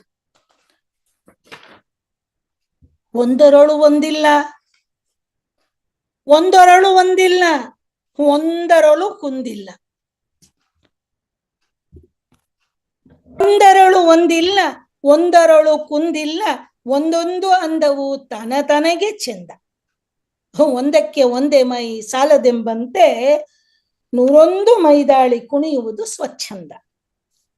ಹೂವೇ ಚೆಂದಕ್ಕೆ ಅರಸ, ಚೆಂದದೊಳು ಇದು ಸರಸ. ಹೂವು ಚೆಂದಕ್ಕೆ ಅರಸ, ಚೆಂದದೊಳು ಇದು ಸರಸ. ಇದುವೆ ಚೆಂದದ ಗುಡಿಯ ಗೋಪುರಕ್ಕೆ ಕಳಸ. ಇದುವೆ ಚೆಂದದ ಕುಸುರು, ನರುಗಂಪು ಇದರುಸಿರು. ಇದಕ್ಕೆ ಹೂ ಎಂದು ಹಗುರಾದ ಹೆಸರು. ಎಷ್ಟು ಚೆನ್ನಾಗಿ, ಎಷ್ಟು ಸುಂದರವಾಗಿ ಒಂದು ಹೂ ಅನ್ನೋ ಪದವನ್ನ, ಒಂದು ಹೂವಿನ ಸೃಷ್ಟಿಯನ್ನ ಬೇಂದ್ರೆಯವರು ಹೇಳ್ಬಿಟ್ರು. ನಾನು ಇದನ್ನ ಬೇಂದ್ರೆಯವರು ಸೃಷ್ಟಿಸಿದ ಪದ್ಯ ಹೂವಿನ ಮೇಲೆ ಅಂತ ಖಂಡಿತ ಯೋಚನೆ ಮಾಡಲ್ಲ. ಇದು ನಮ್ಮೆಲ್ಲ ಪುಟಾಣಿಗಳನ್ನ ಕುರಿತು, ಒಂದು ಮಗುವನ್ನ ಕುರಿತು ಬರೆದಿರ್ತಕ್ಕಂಥ ಪದ್ಯ ಅಂತ ನಾನು ಅಂದ್ಕೊಳ್ತೀನಿ. ಬ್ರಹ್ಮ ಚಂದ್ರನನ್ನ ಬರೀಬೇಕು, ಮೂಡಿಸ್ಬೇಕು ಅಂತ ಹೇಳಿ ಯೋಚನೆ ಮಾಡ್ತಾ ಇದ್ದಂತೆ. ಸಮಾಧಿಗೆ ಹೋದ್ನಂತೆ. ಚಂದ್ರನ ಸೃಷ್ಟಿ ಮಾಡ್ಬೇಕಪ್ಪ ನಾನು ಅಂತ ಸೃಷ್ಟಿ ಮಾಡ್ಬೇಕು ಅಂತ ಯೋಚನೆ ಮಾಡ್ತಾ ಇದ್ ಯಾವ್ದೋ ಒಂದು ಕಡ್ಡಿ ತರ ಅವನಿಗೆ ಕಾಣಿಸ್ತು. ಅಯ್ಯಯ್ಯೋ, ಆ ಕಡ್ಡಿ ಚೆನ್ನಾಗಿದೆ, ಚೆನ್ನಾಗಿದೆ, ನೋಡಕ್ಕೆ ಎಷ್ಟು ಚೆನ್ನಾಗಿದೆ ಅಲ್ವಾ, ಹೂ ಅಂದ. ಅದನ್ನ ನೋಡ್ಬಿಟ್ಟು ಆಗ್ಲಿ ಇದೇನೆ ಹೂ, ಇದಕ್ಕೆ ಹೂ ಅನ್ನಂತೆ ಅವಳು. ಆ ಹೂ ಅಂದಿದ್ದು ಹೂವಾಯ್ತು. ಆ ಚೆಲುವು ಎಲ್ಲಾ ಕಡೆನೂ ಕಾಣ್ಬೇಕು, ಬರೀ ಒಂದ್ ಕಡೆ ಇದ್ರೆ ಸಾಲದು, ಬರೀ ಬ್ರಹ್ಮ ನೋಡಿದ್ರೆ ಸಾಲದು ಅನ್ನೋದಕ್ಕೋಸ್ಕರ ಅವನು ಇಡೀ ಪ್ರಪಂಚದಲ್ಲಿ ಎಲ್ಲ ಕಡೆಯಲ್ಲೂ ಇರಲಿ ಅಂತ ಹೇಳಿ ಹೂ ಅಂತಕ್ಕಂಥ ಮನಸ್ಸಿನ ಆ ಬಂದ ಆ ಉದ್ಗಾರವನ್ನ ಮಣ್ಣಿನಲ್ಲಿ ಹಾಕ್ದ. ಆ ಮಣ್ಣಿನಲ್ಲಿ ಮಾಸದಲೆ ಬೆಳೆದು ಮತ್ತೆ ಮೇಲಕ್ಕೆ ಬಂತು. ಹೇಗ್ ಬಂತು? ತಂಗಾಳಿಯೊಡ ಬಂದ ಮುಂಗಾರ ಮಳೆ ಗೆದ್ದು, ಗಿಡ ಬಳ್ಳಿಗಳ ಕೊನೆಗೆ ರೂಪವನ್ನು ತಳೆದು, ನನೆಯಾಗಿ ಮೊನೆಯಾಗಿ ಮುಗುಳಾಗಿ ಅರಳಾಗಿ ಫು ಎಂದ ಬಿಟ್ಟ ಉಸಿರೆ ತಾನೇ ಪೆಸರಾಯ್ತು. ಸುಸ್ತಾಗೋಯ್ತಂತೆ ಅದಕ್ಕೆ. ಎಷ್ಟೊಂದು ಕಷ್ಟ ಪಟ್ಕೊಂಡು ಬಂತದು. ಮಣ್ಣೊಳಕ್ ಹೋಯ್ತು. ಅಲ್ಲಿ ಮಾಸದಲ್ಲೇ ಬೆಳೆದು ಅಲ್ಗ ಗರ್ಭದಲ್ಲಿ, ಮಣ್ಣಿನ ಗರ್ಭದಲ್ಲಿ ಬೆಳೀತು. ಆಮೇಲೆ ಗಿಡ ಬಂತು. ಗಿಡ ಬಂದು ಅದಕ್ಕೆ ಎಲೆಗಳೆಲ್ಲ ಹುಟ್ಟಿ, ರಂಬೆ ಹುಟ್ಟಿ, ಎಲ್ಲ ಆದ್ಮೇಲೆ ಕೊನೆಗೆ ಬಂದು ಮೊಗ್ಗಾಯ್ತು, ಕಾಯಿ ಮೊಗ್ಗಿತ್ತು, ಅದು ದೊಡ್ಡದಾಯ್ತು. ಆಮೇಲೆ ಫೂ ಅಂತ ಹೂವಾಗಿ ಅರಳುತ್ತಂತೆ. ಇದು ಬೇಂದ್ರೆಯವರ ಸೃಷ್ಟಿ. ಅಂಥದ್ದು ಹಾಗಾದ್ರೆ ಎಲ್ಲ ಹೂ ಒಂದೇ ತರ ಇದೆಯಾ? ಇಲ್ಲ, ಒಂದರೊಳು ಒಂದಿಲ್ಲ. ಆದ್ರೆ ಒಂದರೊಳು ಕುಂದಿಲ್ಲ, ಅದನ್ನ ತಿಳ್ಕೊಳ್ಬೇಕು ಮನುಷ್ಯ. ಇಲ್ಲಿ ನಾವು ಒಂದರೊಳು ಒಂದಿಲ್ಲ, ಒಂದರೊಳು ಕುಂದಿಲ್ಲ, ಒಂದೊಂದು ಅಂದವು ತನಗೆ ಚೆಂದ. ಒಂದಕ್ಕೆ ಒಂದೇ ಮೈ ಸಾಲದು, ಒಂದಕ್ಕೆ ಒಂದೇ ಮೈ ಸಾಲದು ಎಂಬಂತೆ 101 ಮೈದಾಳಿ ಕುಣಿಯುವುದು ಸ್ವಚ್ಛಂದ. ಅಲ್ಲಿ ಕವಿ ಆ ಮಗುವನ್ನ, ಒಂದು ಮಗು ಹುಟ್ಟಿದ್ರೆ ಎಷ್ಟು ಆನಂದ ಉಂಟಾಗುತ್ತೆ ಆ ತಂದೆ ತಾಯಿಗಳಿಗೆ. ಪ್ರಪಂಚಕ್ಕೆ ಒಂದು ಹೊಸ ಬೆಳಕನ್ನ ಕೊಟ್ಟದ್ದು. ಆ ಒಂದು ಮಗು ಇದ್ರೆ ಸಾಲದು ಅಂತ ಹೇಳಿ ಪ್ರಪಂಚದಲ್ಲಿ ಬೇಕಾದಷ್ಟು ಮಕ್ಕಳನ್ನ ಬೆಳೆಸ್ತಂತೆ. ಆ ಮಕ್ಕಳಲ್ಲಿ ಒಬ್ಬೊಬ್ರು ಒಂದೊಂದ್ ತರಹ, ಒಬ್ಬರ ತರಹ ಒಬ್ರು ಇಲ್ಲ. ಅವರ ಗುಣ ಇವರಿಗಿಲ್ಲ, ಇವರ ಗುಣ ಅವರಿಗಿಲ್ಲ, ಅಥವಾ ರೂಪಗಳಲ್ಲಿ ಒಂದಿಲ್ಲ, ಯಾವುದೂ ಇಲ್ಲ, ಒಂದರಲ್ಲೂ ಒಂದಿಲ್ಲ. ಒಂದು ಮಗು ತರ ಇನ್ನೊಂದು ಮಗು ಇರ್ಲಿ ಅಂತ ಅಪೇಕ್ಷೆ ಮಾಡೋದಾಗ್ಲಿ ಅಥವಾ ಬಯಸೋದಾಗ್ಲಿ ತಪ್ಪು. ಒಂದ್ರ ತರ ಇನ್ನೊಂದಿಲ್ಲ, ಆದ್ರೆ ಒಂದರೊಳೂ ಕುಂದಿಲ್ಲ. ಅದರದರ ಒಂದೊಂದು ಅಂದವು ಅದಕ್ಕೆ ತನಗೆ ಚೆಂದ. ಅವರಲ್ಲಿ ಇರ್ತಕ್ಕಂಥ ಯಾವ ಪ್ರತಿಭೆ ಇದೆಯೋ, ಯಾವ ತಮ್ಮ ಶಕ್ತಿ ಇದೆಯೋ, ಆ ಶಕ್ತಿ ಅವರಿಗೆ ಮುಖ್ಯವಾಗುತ್ತೆ ಹೊರತು, ಅಯ್ಯಯ್ಯೋ ನನ್ನ ಮಗು ಗಣಿತದಲ್ಲಿ ತುಂಬಾ ವೀಕು, ಗಣಿತದಲ್ಲಿ ಅವನು ಬರದೆ ಹೋದ್ರೆ ಏನಂತೆ, ಅವನು ಬೇರೆ ಯಾವುದೋ ಒಂದು ಭಾಷೆಯಲ್ಲಿ, ಒಂದು ವಿಷಯದಲ್ಲಿ ಅವನು ತನ್ನ ಅನುಭವವನ್ನ, ತನ್ನ ಪ್ರತಿಭೆಯನ್ನು ತೋರಿಸ್ಕೊಳ್ತಾ ಇರ್ತಾನೆ. ಅದನ್ನ ನೀವು ಗಮನಿಸಿ. ಆ ಚಿತ್ರನೇ ಬರೆಯೋಕ್ ಬರಲ್ಲ ರೀ ನಮ್ಮ ಹುಡುಗಂಗೆ, ಎಷ್ಟು ಹೇಳ್ಕೊಟ್ರು ಬರಲ್ಲ ಅಂತಾನೆ. ಬೇಡ ಬಿಡಿ, ಅವನಿಗೆ ಚಿತ್ರ ಬರದೇ ಇದ್ರೆ ಏನು, ಮತ್ತೆ ಯಾವುದ್ರಲ್ಲಿ ಅವನು ಇದ್ದಾನೆ ನೋಡಿ. ಅವನಿಗೆ ಯಾವುದರಲ್ಲಿ ಅನುಭವ ಇದೆ, ಯಾವುದರಲ್ಲಿ ಅವನಿಗೆ ಪ್ರತಿಭೆ ಇದೆ, ಅದನ್ನ ಗುರುತಿಸಿ ನೀವು, ಆಗ ಮಾತ್ರ ಆ ಮಗು ಬೆಳೆಯೋದಕ್ಕೆ ಸಾಧ್ಯವಾಗುತ್ತೆ. ಅದನ್ನ ಬಿಟ್ಬಿಟ್ಟು ಎಲ್ಲಾ ಮಕ್ಕಳು ಒಂದೇ ತರ ಇರ್ಬೇಕು, ಆ ಮಗು ತರಾನೇ ಇರು, ನೋಡು ಆ ಮೂಲೆ ಮನೆ ಆ ಹುಡುಗ ಸುರೇಶ ಇದಾನಲ್ಲ, ಹೇಗಿದ್ದಾನೆ ನೋಡು, ಎಷ್ಟೊಂದು ಮಾರ್ಕ್ಸ್ಗಳು ತಗೊಂಡ್ ಬಂದಿದ್ದಾನೆ ಗೊತ್ತಾ, ಎಲ್ಲಾದ್ರೂ ಎ ಪ್ಲಸ್ ತಗೊಂಡ್ ಬಂದಿದ್ದಾನೆ, ನೀನು ತಗೊಂಡ್ಬಂದಿದೀಯಾ, 4 ತಂದಿದೀಯ. ಹೌದು ಸ್ವಾಮಿ, ಆ 4ರಲ್ಲಿ ಮಗುವಿನ ಪ್ರತಿಭೆ ಅಡಗಿದೆ. ಅವನಿಗಿಂತ ಹೆಚ್ಚಾಗಿ ಇವನು ಅದರಲ್ಲಿ ಅಂಕಗಳನ್ನು ತಗೊಂಡಿರ್ತಾನೆ. ಅದನ್ನ ಗಮನಿಸಿ ನೀವು. ಆ ಮಗು ಈ ಮಗು ತರ ಇಲ್ಲ ಅನ್ನೋದನ್ನ ಹೋಲಿಸೋದನ್ನ ಬಿಟ್ಟು, ನಮ್ಮ ಮಗು ಯಾವುದರಲ್ಲಿ ಬುದ್ಧಿವಂತನಾಗಿದ್ದಾನೆ, ಯಾವುದರಲ್ಲಿ ಪ್ರತಿಭಾವಂತನಾಗಿದ್ದಾನೆ ಅಂತಕ್ಕಂಥದ್ದನ್ನ ನೀವು ಗಮನಿಸಿ, ಆಗ ಹೂವೆ ಚಂದಕ್ಕೆ ಅರಸ, ಚಂದದೊಳು ಇದು ಸರಸ, ಇದುವೆ ಚಂದದ ಗುಡಿಯ ಗೋಪುರಕ್ಕೆ ಕಳಸ, ಇದುವೆ ಚಂದದ ಕುಸುರು, ನರುಗಂಪು ಇದ ರುಸಿರು, ಇದಕ್ಕೆ ಹೂ ಎಂದು ಹಗುರಾದ ಹೆಸರು. ಹೂವು ಅನ್ನೋದು ಆ ರೀತಿಯಲ್ಲಿ ಅದು ಹುಟ್ಟಿ ಬಂದ್ರೆ ಪ್ರಕೃತಿಯಲ್ಲಿ ಅದು ಎಲ್ಲಾ ಕಡೆಯಲ್ಲೂ ಬೇರೆ ಬೇರೆ ರೂಪಗಳನ್ನ ತಾಳುತ್ತೆ. ಒಂದೇ ತರದ ಹೂವಲ್ಲ, ನಾನಾ ರೀತಿಯ ಹೂಗಳು ಬಿಟ್ಟಿರುತ್ತೆ. ಒಂದು ಹೂವಕ್ಕೆ ಬಹಳ ಅಂದ ಇರುತ್ತೆ, ಇನ್ನೊಂದು ಹೂವಕ್ಕೆ ಬರೀ ಘಮ ಇರುತ್ತೆ. ಮಲ್ಲಿಗೆ ಹೂವಿನ ಹಾಗೆ ಸಂಪಿಗೆ ಹೂವಿಲ್ಲ, ಸಂಪಿಗೆ ಹೂವಿನ ಹಾಗೆ ಮರುಗ ಇಲ್ಲ, ಅಥವಾ ಮುತ್ತುಗದ ಹೂವಂತೂ ಬರೀ ಅಲಂಕಾರಕ್ಕೆ. ಹೀಗೆ ಒಂದರಿಂದ ಒಂದಕ್ಕೆ ಭಿನ್ನತೆ ಬೇಕಾದಷ್ಟಿದೆ ಒಂದರದ್ದು. ಆದ್ರೆ ಪ್ರತಿಯೊಂದು, ಯಾವ ಹೂವನ್ನ ನೀವು ತಿರಸ್ಕಾರ ಮಾಡ್ತೀರಾ? ಕಮಲದ ಹೂವಿನ ತಿರಸ್ಕಾರ ಮಾಡ್ತೀರಾ? ಅಥವಾ ಮಲ್ಲಿಗೆ ಹೂವನ್ನ ಮಲ್ಲಿಗೆ ಹೂವು ಬಿಡು, ಯಾರಗ್ ಬೇಕು ಅಂತ ಎಸಿತೀರಾ? ಇಲ್ಲ. ಅಥವಾ ಸಂಪಿಗೆ ಎಸಿತೀರಾ? ಯಾವ ಹೂವನ್ನು ನೀವು ಎಸಿಯಕ್ ಹೋಗಲ್ಲ. ಎಲ್ಲ ಹೂವನ್ನು ಬಹಳ ಚೆನ್ನಾಗಿದೆ ಅಂತಾನೆ ಸ್ವೀಕಾರ ಮಾಡ್ತೀರಿ, ದೇವರಿಗೆ ಪೂಜೆ ಮಾಡ್ತೀರಿ. ಎಲ್ಲ ಹೂಗಳು ದೇವರ ಪಾದವನ್ನು ಸೇರುತ್ತೆ.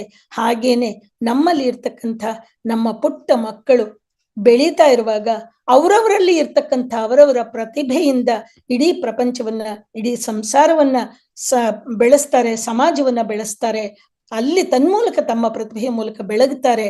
ಅದಕ್ಕೆ ನಮ್ಮ ಸಹಕಾರ, ನಮ್ಮ ಮಕ್ಕಳಿಗೆ ಕೊಡ್ತಕ್ಕಂಥ ಶ್ರದ್ಧೆ, ನಾವು ತೋರಿಸ್ತಕ್ಕಂಥ ಪ್ರೀತಿ ಬಹಳ ಮುಖ್ಯವಾಗುತ್ತೆ. ಅದರಿಂದ ಯಾವಾಗ್ಲೂ ಮಕ್ಕಳನ್ನ ಒಬ್ರಿಗೊಬ್ರು ಹೋಲಿಸೋದಾಗ್ಲಿ, ಅವ್ರ ತರ ಮಾರ್ಕ್ಸ್ ತಗೊಳ್ಳಿಲ್ಲ, ಅವ್ರ ತರ ಮುಂದಕ್ಕೆ ಬರ್ಲಿಲ್ಲ, ಅವ್ರ ತರ ಆಗ್ಲಿಲ್ಲ ಅಂತ ಹೇಳಿ ಅವ್ರಿಗಿರೋ ಶಕ್ತಿ ಇವ್ರಿಗಿರ್ಬೇಕಾಗಿಲ್ಲ. ಹಾಗಾದ್ರೆ ಅವ್ರು ಊಟ ಮಾಡೋ ಅಷ್ಟನ್ನೇ ಇವ್ರು ಊಟ ಮಾಡ್ತಾರೆ, ಅದನ್ನ ನೀವ್ ಯಾವತ್ತಾದ್ರೂ ಕೇಳಿದಿರಾ? ಕೇಳಲ್ಲ. ಈ ಮಗುಗೆ ಯಾವುದು ಸಾಧ್ಯ ಇದೆಯೋ, ಈ ಮಗುಗೆ ಯಾವುದು ತನ್ನ ಮಿತಿ ಇದೆಯೋ ಆ ಮಿತಿಯೊಳಗೆ ಅದು ಮಾಡ್ತಾ ಹೋಗುತ್ತೆ. ಅದಕ್ಕೆ ರೂಪ ಇರಬಹುದು, ರೂಪ ಇಲ್ಲದೆ ಇರಬಹುದು, ಗುಣ ಇದರಂತೆ ಇರಬಹುದು ಅಥವಾ ತನ್ನದೇ ಆದ ಇರಬಹುದು. ಪ್ರತಿಯೊಬ್ಬರು ಇಲ್ಲಿರ್ತಕ್ಕಂಥ ಮಾನವ ಜೀವಿಗಳಾಗಲಿ ಅಥವಾ ಯಾವುದೇ ಒಂದನ್ನ ತಗೊಂಡ್ರು ಒಂದರಂತೆ ಇನ್ನೊಂದು ಇಲ್ವೇ ಇಲ್ಲ. ಆದ್ರೆ ಎಲ್ಲದರಲ್ಲೂ ಒಂದು ರೀತಿಯ ಒಂದು ಸೊಗಸಿದೆ. ಆ ಸೊಗಸನ್ನ ಕಂಡು ಹಿಡಿಯೋ ಪ್ರಯತ್ನವನ್ನ ನಮ್ಮ ಎಲ್ಲ ಪೋಷಕರು ಮಾಡ್ಲಿ, ತಂದೆ ತಾಯಿಗಳ ಮಾಡ್ಲಿ, ತನ್ಮೂಲಕ ಸಮಾಜ ಅವರಲ್ಲಿ ಇರ್ತಕ್ಕಂಥ ಪ್ರತಿಭೆಯನ್ನ ಗುರುತಿಸ್ಲಿ, ಆ ಮೂಲಕ ಆ ಮಕ್ಕಳು ಮುಂದಕ್ಕೆ ಬರಲಿ ಅಂತಕ್ಕಂಥ ಹಾರೈಕೆ ನನ್ನದು. ಇದು ಕನ್ನಡ ಕ್ಲಾಸ್ ಅಲ್ಲ, ಆದ್ರಿಂದ ನಾನು ಕನ್ನಡವನ್ನ ಪಾಠ ಮಾಡ್ತಾ ಇಲ್ಲ. ನಮ್ಮ ಮಕ್ಕಳಿಗೆ ಹೇಗೆ ಶ್ರದ್ಧೆ ಮತ್ತೆ ತಮ್ಮಲ್ಲಿ ಇರ್ತಕ್ಕಂಥ ಪ್ರತಿಭೆಯನ್ನ ತಾವು ಉಪಯೋಗಿಸ್ಕೊಳ್ಬೇಕು, ಬೇರೆಯವರು ಉಪಯೋಗಿಸ್ಕೊಳ್ಬೇಕಾಗಿಲ್ಲ ಅಥವಾ ಬೇರೆಯವರಿಗೆ ನಮ್ಮನ್ನ ಹೋಲಿಸ್ಕೊಳ್ಬೇಕಾಗಿಲ್ಲ. ಕ್ಷಣಕ್ಕೂ ಬೇರೆಯವರ ಬಗ್ಗೆ ಅವ್ರ ಮಾರ್ಕ್ಸ್ ಕಾರ್ಡ್ ನೋಡ್ಬಿಟ್ಟು ನಮ್ಗೆ ಹೆದರಿಕೆ ಅಲ್ಲ.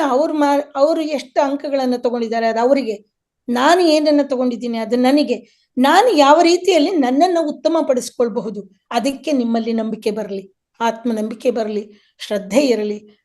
ಓದುವುದರಲ್ಲಿ ಅಥವಾ ನಿಮ್ಮ ಕೆಲಸವನ್ನು ಮಾಡೋದರಲ್ಲಿ, ಯಾವುದೇ ಒಂದು ಗುರಿಯನ್ನ ಮುಟ್ಟುವುದರಲ್ಲಿ ನಿಮ್ಮಲ್ಲಿ ಶ್ರದ್ಧೆ ಇದ್ದರೆ ಅದು ಖಂಡಿತವಾಗ್ಲೂ ನಿಮಗೆ ಬೆಳಕನ್ನ ತೋರಿಸುತ್ತೆ. ನಿಮ್ಮಲ್ಲಿ ಇರ್ತಕ್ಕಂಥ ಪ್ರತಿಭೆಯನ್ನ ಸಮಾಜ ಗುರುತಿಸೋದಕ್ಕೆ ಖಂಡಿತವಾಗ್ಲೂ ಅವಕಾಶವಾಗುತ್ತೆ ಅಂತ ಹೇಳಿ, ನನಗೆ ಇವತ್ತು ಒಂದೆರಡು ಮಾತುಗಳನ್ನ ನಿಮ್ಮ ಜೊತೆಯಲ್ಲಿ ಹಂಚಿಕೊಳ್ಳೋದಕ್ಕೆ ಅವಕಾಶ ಮಾಡಿಕೊಟ್ಟಂತ ಗುರು ಕೃಷ್ಣಮೂರ್ತಿ ಅವರುಗಳಿಗೆ ಧನ್ಯವಾದಗಳನ್ನು ಅರ್ಪಿಸಿ ನನ್ನ ಮಾತನ್ನು ಮುಗಿಸ್ತೇನೆ. ನಮಸ್ಕಾರ ಅಮ್ಮ. ನೀವೆಲ್ಲ ನೋಡಿರಬಹುದು, ಅವರು ಕನ್ನಡ ಭಾಷೆಯ ಬಗ್ಗೆ ಎಷ್ಟು ಅಕ್ಕರೆ ಇದೆಯೋ ಹಾಗೆ ಅದನ್ನ ಹೇಳ್ಕೊಡ್ತಕ್ಕಂಥ ವಿಧಾನದಲ್ಲಿ ಮಕ್ಕಳ ಬಗ್ಗೆ ಅಷ್ಟೇ ಅಕ್ಕರೆಯನ್ನು ತೋರಿಸ್ತಾರೆ. ಕಳೆದ ವರ್ಷ ನಮ್ಮ ಕನ್ನಡ 2 2ನೇ ತರಗತಿಯ ಪಠ್ಯಕ್ರಮದಲ್ಲಿ ಇವರು ಪದ್ಯಗಳನ್ನ ಎಲ್ಲ ಮಕ್ಕಳಿಗೆ ಹೇಳ್ಕೊಟ್ರು. ಎಲ್ಲ ಮಕ್ಕಳಿಗೂ ಇವರು ಪಾಠ ಮಾಡ್ತಕ್ಕಂಥ ಶೈಲಿ ಬಹಳ ಇಷ್ಟ ಆಗಿದೆ ಅಂತ ನನಗೆ ಗೊತ್ತಾಯ್ತು. ಸೊ ನೀವು ಇದನ್ನ ನೋಡ್ತೀರಾ ಎಷ್ಟು ಅವರು ಪ್ಯಾಷನೇಟ್ ಆಗಿದ್ದಾರೆ ಭಾಷೆಯ ಬಗ್ಗೆ ಹಾಗೆ ಟೀಚಿಂಗ್ ಬಗ್ಗೆ ಅಂತ. ಇದು ನಮ್ಮ ಪುಣ್ಯ. ಆಕ್ಚುಲಿ ನಾನು ಹೇಳಬೇಕು ಅಂತಂದ್ರೆ ನಾನು ಪುಣ್ಯ ಮಾಡಿದ್ದೀನಿ, ಯಾಕಂದ್ರೆ ನನಗೆ ಸಿಕ್ಕಂತ ಎಲ್ಲ ಈ ಸ್ನೇಹಿತರು ಕನ್ನಡ ಗುರುಕುಲವನ್ನ ನಡೆಸ್ಕೊಂಡು ಹೋಗತಕ್ಕಂಥ ನಿಟ್ಟಿನಲ್ಲಿ ಸಿಕ್ಕ ಎಲ್ಲ ಶಿಕ್ಷಕಿಯರು ಕೂಡ ಬಹಳ ಕನ್ನಡದ ಬಗ್ಗೆ ವಿಶ್ವಾಸ, ಅಕ್ಕರೆ, ಪ್ಯಾಷನ್ ಇಟ್ಕೊಂಡಿರ್ತಕ್ಕಂಥವ್ರು. ಸೊ ಇದನ್ನ ನೀವು ಪಣಿಶ್ರೀ ಅವರಲ್ಲಾಗ್ಲಿ ಡಾಕ್ಟರ್ ಸತ್ಯವತಿ ಮೂರ್ತಿ ಅವರಲ್ಲಾಗ್ಲಿ ಖಂಡಿತ ಕಾಣ್ಬೋದು. ಈ ವರ್ಷ ಇನ್ನಿಬ್ಬರು ಶಿಕ್ಷಕರು ನಮ್ಮ ತಂಡವನ್ನು ಸೇರ್ತಾ ಇದ್ದಾರೆ. ಶ್ರೀಪ್ರದ ಅವರು ಪ್ರಾರ್ಥನೆಯನ್ನ ಹಾಡಿದಂಥ ಶ್ರೀಪ್ರದ ಅವರು ಕೂಡ ಅವರು ಶರಾವತಿ ಕನ್ನಡ ಬಳಗದಲ್ಲಿ ಬೋರ್ಡ್ ಆಫ್ ಡೈರೆಕ್ಟರ್ಸ್. ಅವರು ಕೂಡ ಕನ್ನಡನ ಬಹಳ ವರ್ಷಗಳಿಂದ ಪಾಠ ಮಾಡ್ಕೊಂಡು ಬಂದಿದ್ದಾರೆ. ಅವರು ಕೂಡ ನಮ್ಮ ತಂಡವನ್ನು ಸೇರ್ಕೊಳ್ತಾ ಇದ್ದಾರೆ. ಹಾಗೆ ಈ ಹಿಂದೆ ನಾನು ಪ್ರಭುನಂದನ ಮೂರ್ತಿ ಅವ್ರ ಬಗ್ಗೆನೂ ಕೂಡ ಹೇಳಿದ್ದೆ. ಪ್ರಭು ಅವರು ಕನ್ನಡ ವ್ಯಾಕರಣದಲ್ಲಿ ಬಹಳ ನಿಸೀಮರು. ಸಂಸ್ಕೃತದಿಂದ ಕನ್ನಡಕ್ಕೆ ಹಲವಾರು ಭಾಷಾಂತರ ಕೆಲಸಗಳನ್ನು ಮಾಡಿದ್ದಾರೆ. ಅವರು ಕೂಡ ಈ ವರ್ಷದಿಂದ ನಮ್ಮ ಶಿಕ್ಷಕ ವೃಂದಕ್ಕೆ ಸೇರ್ಕೊಳ್ತಾ ಇದ್ದಾರೆ. ನನಗೆ ಬಹಳ ಸಂತೋಷ ಹಾಗೂ ಹೆಮ್ಮೆ ಕೂಡ ಆಗ್ತಾ ಇದೆ ಈ ವಿಷಯದ ಬಗ್ಗೆ. ಇಲ್ಲಿಗೆ ನಮ್ಮ ಪ್ರಯತ್ನ ಇಷ್ಟೇ ಇದ್ದಿದ್ದು, ಭಾಷೆಯ ಬಗ್ಗೆ ಒಂದು ಪ್ರೇರಣೆಯನ್ನ ಉಂಟು ಮಾಡ್ತಕ್ಕಂಥದ್ದು. ಅದಕ್ಕೆ ಪ್ರೊಫೆಸರ್ ಕೃಷ್ಣೇಗೌಡರು ಅವರಲ್ಲದೆ ಬೇರೆ ಯಾರು ಕೂಡ ಅಷ್ಟು ಅಚ್ಚುಕಟ್ಟಾಗಿ ನಮ್ಮನ್ನ ಪ್ರೇರೇಪಿಸೋದಕ್ಕೆ ಸಾಧ್ಯ ಇಲ್ಲ ಅಂತ ನಾನು ಹೇಳಿ ಅವ್ರನ್ನ ವಿನಂತಿಸ್ಕೊಂಡಿದ್ದೆ. ಅವರು ಬಂದು ಅಮೋಘವಾದ ಅವರ ನುಡಿಮುತ್ತುಗಳನ್ನು ನಮ್ಮ ಜೊತೆಗೆ ಹಂಚಿಕೊಂಡಿದ್ದಾರೆ. ಅವರಿಗೆ ಮತ್ತೊಮ್ಮೆ ನಾನು ಧನ್ಯವಾದಗಳನ್ನು ಹೇಳ್ತಾ, ಹಾಗೆ ಡಾಕ್ಟರ್ ಸತ್ಯವತಿ ಮೂರ್ತಿಯವರು ಒಂದು ಮಹಾಭಾರತದ ನಿದರ್ಶನ ಹಾಗೂ ಬೇಂದ್ರೆಯವರ ಕವನ ಎರಡವನ್ನು ಸೇರಿಸಿ ಬಹಳ ಉತ್ತಮವಾದ ಸಂದೇಶವನ್ನು ನಮಗೆಲ್ಲ ಕೊಟ್ಟಿದ್ದಾರೆ. ಇಲ್ಲಿಗೆ ನಾನು ಯೂಟ್ಯೂಬ್ ಲೈವ್ ನೇರ ಪ್ರಸಾರ ಕಾರ್ಯಕ್ರಮನ ಇಲ್ಲಿ ಕೊನೆ ಮಾಡ್ತೀನಿ. ಪೋಷಕರಿಗೇನಾದರೂ ಪ್ರಶ್ನೆಗಳಿದ್ರೆ ನಾನು ಝೂಮ್ ಕಾಲ್ ಕಂಟಿನ್ಯೂ ಮಾಡೋಣ ಅಲ್ಲಿಂದ. ನಮಸ್ಕಾರ ಎಲ್ಲರಿಗೂ. ಯೂಟ್ಯೂಬ್ ವಾಹಿನಿ ಮುಖಾಂತರ ನೋಡ್ತಕ್ಕಂಥ ಎಲ್ಲ ಪ್ರೇಕ್ಷಕರಿಗೂ ಕೂಡ ಧನ್ಯವಾದಗಳು.